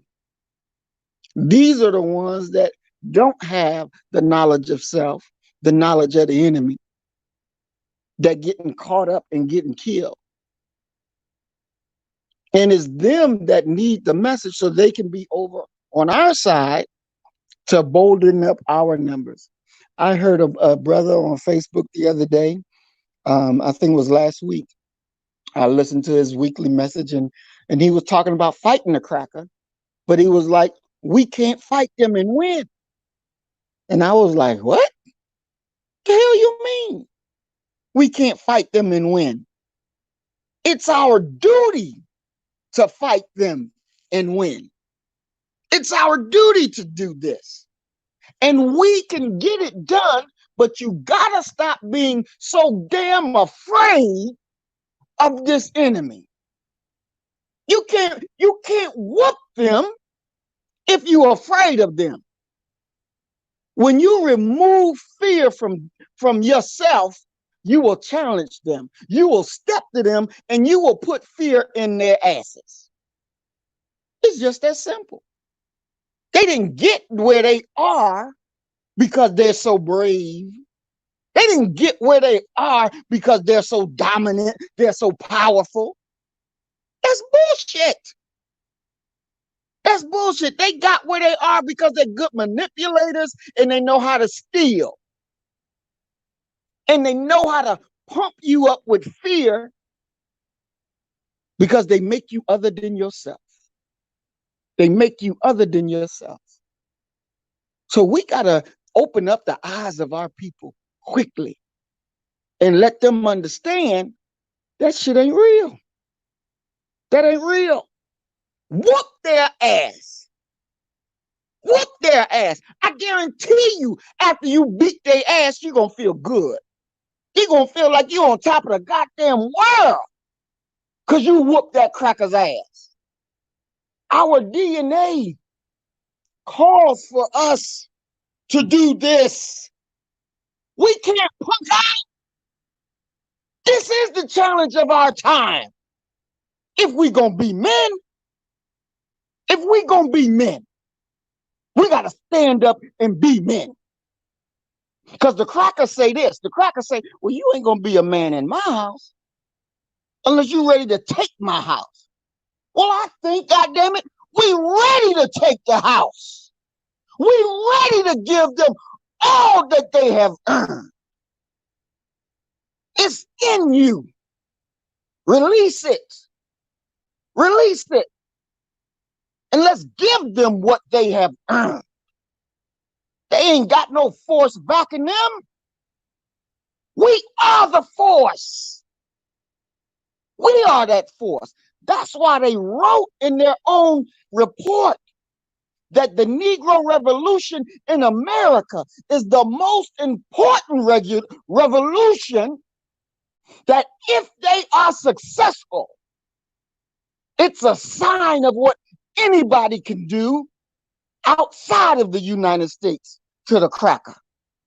That's why the cracker has always been trying to kill us, because they fear us that we can replace them. So when you see them crackers saying, we won't be replaced, the hell you will. Your time for rulership is over. We're not going to lay down and let you rule us anymore. No, we're going to take what we want and ain't going to give a damn about nobody else, what they think or what they feel. It's our time now. We were born for this. This is what we were born for. And when they see that we whooping these motherfuckers inside their house, our people in Africa and all over the world will say, damn, they did it. I'm about to fuck you up too. Because they caught the fire. Because it's there already. Let it free. Express yourself. And I rest my mind. Wow, man, yeah, brothers really brought the knowledge, man. I appreciate all of y'all brothers, man, for real, man. I don't really want to make this too much longer, so I want y'all to go around one more time and say everything that y'all got to say. Anything that y'all didn't say that you might wanted to say, you can go ahead and get it all out, and then go ahead and close out and tell them where you can find your channels, and maybe put your channel into the chat room, especially you, brother Maurice, because I know YouTube always deletes your channel. So put your channel in the chat or something, and let it be known. So I can go ahead and go around one more time.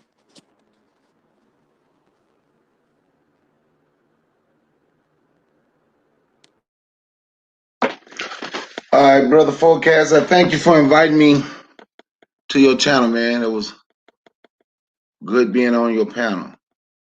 Peace to the brothers that came and joined as well. It was good being on the panel with y'all. Thanks to the chat for coming in and listening. We hope you heard something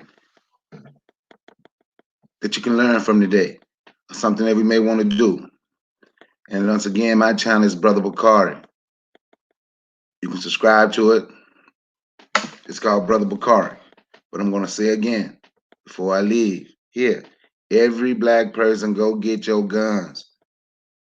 You need to start looking now. Stores don't hardly have none. You know what? COVID-19 came, the stores was about empty. So they said they was going to reopen. The stores was they started getting them in. After Ahmaud Arbery, there's not much, not around here. You have to go online. You have to find hopefully you can find a store that got something that you're looking for. But it was good for me. I went in the store today. I had to give me some ammunition. I was also looking for me a couple of more guns, but they didn't have what I want. But it was good. I did see more black people in line today buying weapons again. I saw more black women. See, that's the thing that we have to do. If we're going to train, if we're going to do this and train, we have to teach our people. I had to go talk to one woman. I just did it because I just felt it was right. Because as I was looking around, all the black women in the stores, it's white men that telling them what type of gun they should get and how you should use it. And contact, if you want to be trained, you can come here and we can train you to use it. That's supposed to be our job. We have to start doing that. So I spoke to one who was willing to speak back, and we talked, gave her my information. So if she want to train with us, she can come out to the country. Well, me and my homeboys go, my son, go out there to the country, to the woods, and we can shoot, teach you how to shoot straight, how to aim, what's a good red light, little red dot to put on there so you know what you're hitting. But we have to do this, and you have to do self-defense. But remember this, and I agree with the people on the panel, this is our time. This is our time. Like I said, we're going to either fight or flight. I like to fight. I've been that way my whole life. I love to fight. So it's time for us to stand up, and it's time for us to make some noise. We ain't doing no boycotts. Don't shop at none of these stores if it's not a necessity. But we're going to shut down these corner stores and all that in our neighborhoods, and we purchase them. That's what we have to do. We can do anything that any other people do. We're smart, brilliant, and talented. And once again, I thank y'all for listening. Once again, my channel is Brother Bakari. So be black, buy black, think black, love black. Everything else will take care of itself. I yield the mic. Yeah, peace, bro. Man, I really appreciate, the invitation to, come and join the panel. And, also, if I haven't said this, let me just say, peace to all the brothers that are, on the panel, man. I got mad love and respect, for all people that are actually out here, man, in these streets, in these riots. Like there's a riot also going on in LA, over the same brother who was killed in Minneapolis. So it's up to us, man, at this generation. I just feel as sometimes I feel like we're taking steps back, since slavery, but we're taking baby steps, man. I just want to make sure that our ancestors struggle was not all in vain. So it's my job to just continue to carry the torch. The freedom fighters, man, the honorable Reverend Nat Turner, man. This brother, led the slavery revolt in 1831, and he was captured, and this country, America. If you want to wonder, is there such thing as a good white person, man? This country, they captured brother Nat Turner and lynched him, man. And this is something, man, that we should not ever forget. We should never forget that name. The name of, this is what I call, these are my founding fathers and my founding mothers. I don't give a damn about George Washington, Thomas Jefferson, Abraham Lincoln, and Roosevelt, whoever the hell that other cracker is that's on Mount Rushmore. My founding fathers are, Brother Garvey, Brother Malcolm, Brother Nat Turner, Sister Ida B. Wells, Sister Harriet Tubman. Those are my founding mothers and my founding fathers who constructed, the Constitution of Black freedom. And I still stand to this very day, even though we've only taken baby steps. I still stand proudly, on the foundation that my ancestors, man, set. So, man, thank you, for having me on the show today, man. I definitely, man, I be in the background a lot, man. I support your channel, my good brother. So, peace and Black African power. I pass the microphone to my brother Guy.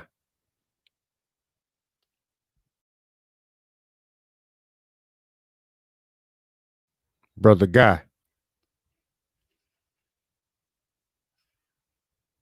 Can y'all hear me? Yeah, I can hear you. Okay.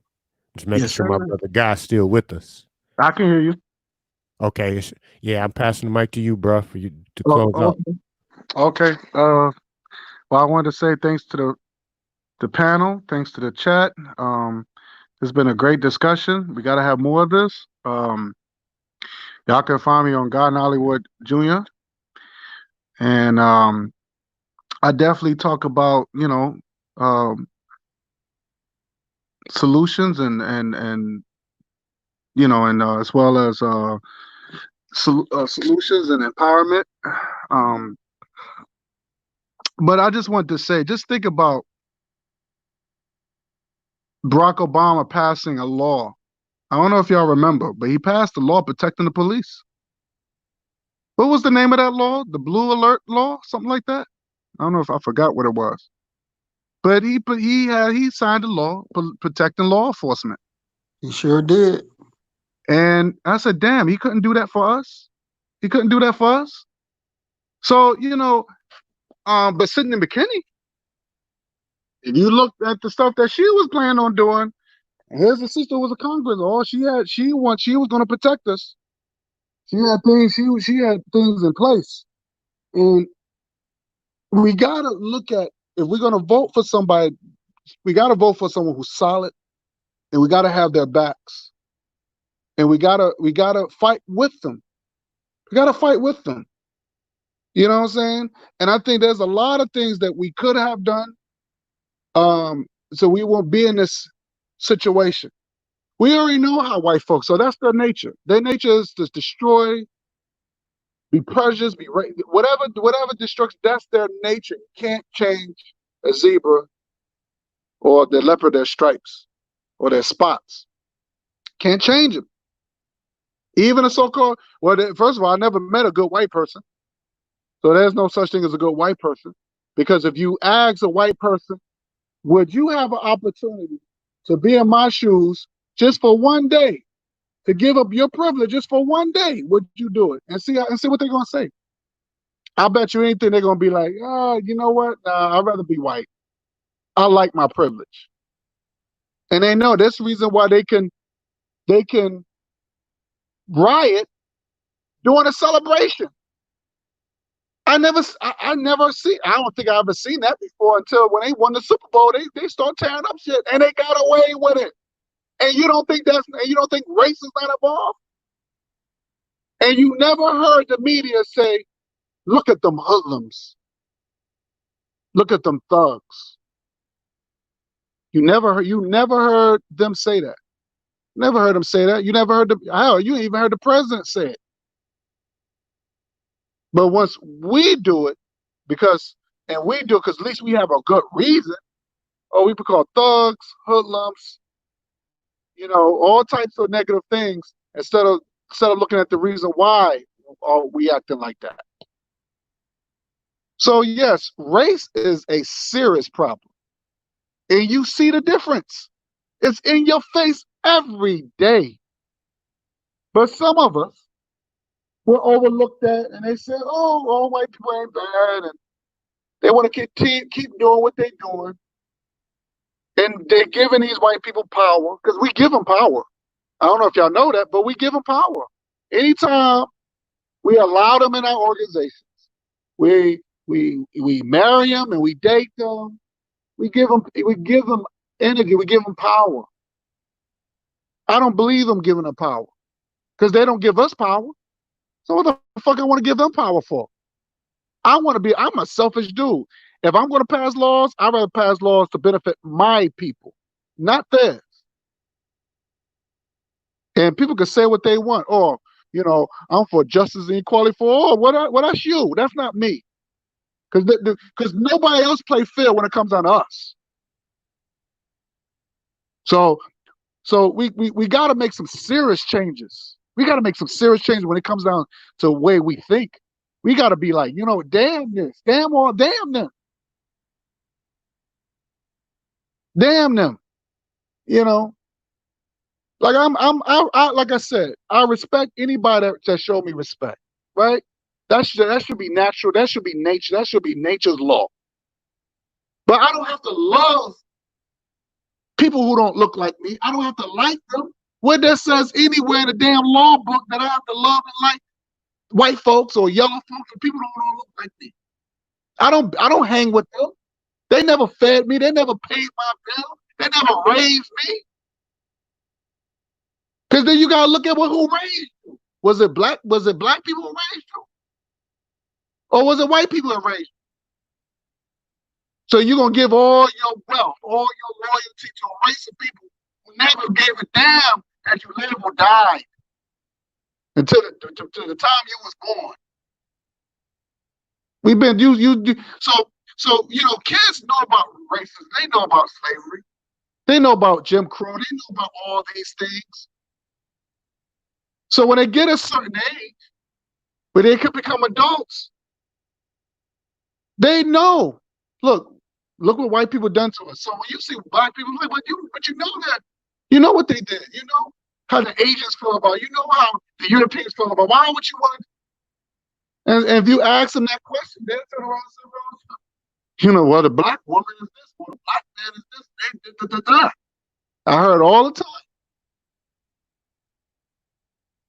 Trust me, we are smart. We are very smart people. We are very smart people. I think we're as much stuff that we did, that we built. Anytime when you have a race of people that built civilization, that created their civilization, there's no other race of these people can outdo us. No one.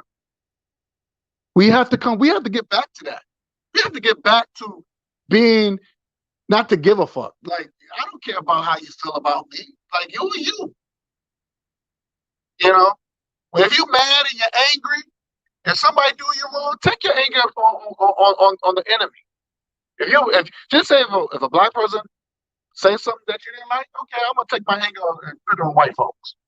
Why don't you do that? Because when they get mad, and when a lot of the times they take it out on us, and we have nothing to do with what happened to them. They're having a bad day.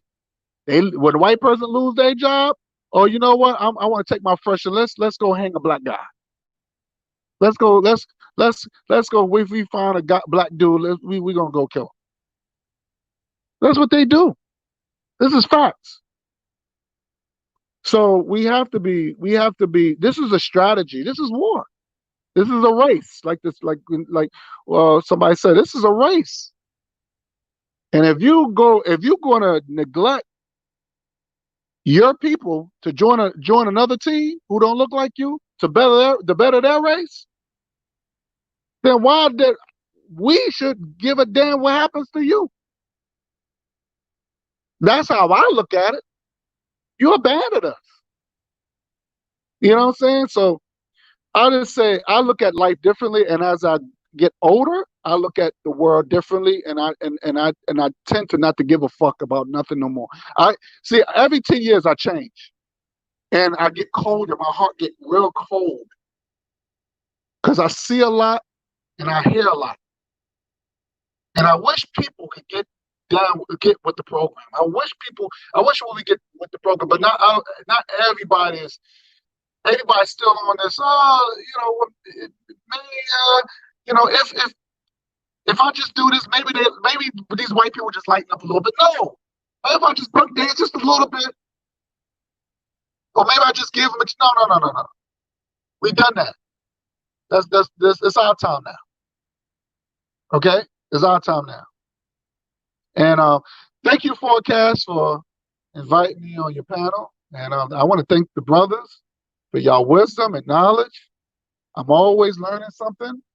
And because you never stop learning. You're never too old to learn. Learners is infinity. You can shoot. Technology is changing. You got technology change, so we got to keep up with the technology. So you're never too old to learn. You can knowledge is infinite. And I want to thank the chat.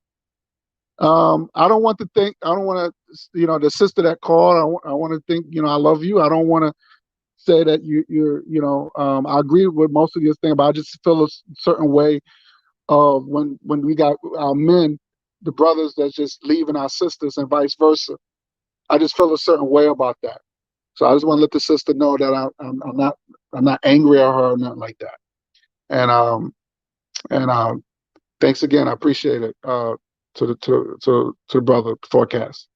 I rest my mic.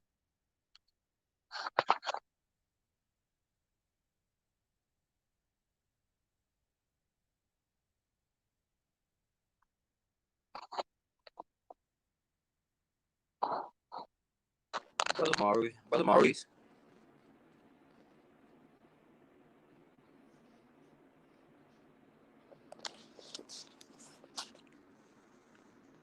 Not really sure. My brother Maurice there. When you want, you can talk. But anyway, yeah, I want to thank all my brothers who came on, and I understand that nothing you heard here tonight, right? George Washington said the exact same thing to America, and they put his face on a mountain, right? We have to get rid of this fear that was beaten into us, right? What is there to be afraid of? I'm more afraid not to do something, because if we don't do something, then the same thing is going to keep happening over and over, right? So and let me see, but yeah, I want to at least say one thing before we get out of here. We gotta at least say one solution, like and I always say that for us, we gotta build our own economy, and we can do that. We don't have to reinvent the wheel. We don't have to do stuff over and over. We can take the most successful black business people and elect them and put them on a committee strictly to fund and help grow black businesses. And when you grow black businesses and put them in our neighborhood, we can support them. They can hire us. We'll recycle our dollars. And once we start recycling our dollars, then we can build our police force. We can build our schools. And most of this stuff is going to start with the children, right? And I know a lot of the talk about revolution is bloodshed, and that's going to be involved because believe me, especially looking at this enemy, then they're going to come, right? They're always going to come. We just have to start learning how to be prepared to defend ourselves, right? And we have to understand the situation that we are in. Now, you know, we all know what we have to do. At the end of the day, we know what we all have to do, and not all revolution is violent. You know, not spending your money at the stores is revolution, right? Supporting each other is revolution, right? Looking at each other and giving support to each other, that's revolution. We need to start having unity, being on code. Being on code is little things like coming to protect somebody. When you see somebody in the store, right, and as a white person doing something, no matter what they're doing, if they're stealing or whatever, right, other white people will look, but as soon as they go and put hands on them, then a whole crowd of white people will come and say, you know, and protect that person. And so we have to start getting on that level. And until we do, then we're going to be in the same situation. Now, you know, I want to thank everybody who was in the chat, who called in, who on the panel. I appreciate all of y'all. It's all love. And you definitely need to subscribe to the backup channel. YouTube is on our channel. I know they took down the brother Maurice Muhammad channel. And matter of fact, he right here, I'm going to let him close out too. Brother Maurice. Peace and blessings, bro. Sorry, but my phone on my battery died, so I had to run and get on the computer. I just want to say thank you for having us on. I want to thank the panel, our brothers, Brother Bakari, Brother CJ, Brother Guy, for also being here as well. Thank the live chat audience. And truly, I hope that we do not fail to live up to our time and our challenge. We have been through a whole lot as a people, and now we need to go for the rest of the way. We need that final little push. We got to do the fighting necessarily that is needed so that we can be a free and independent people.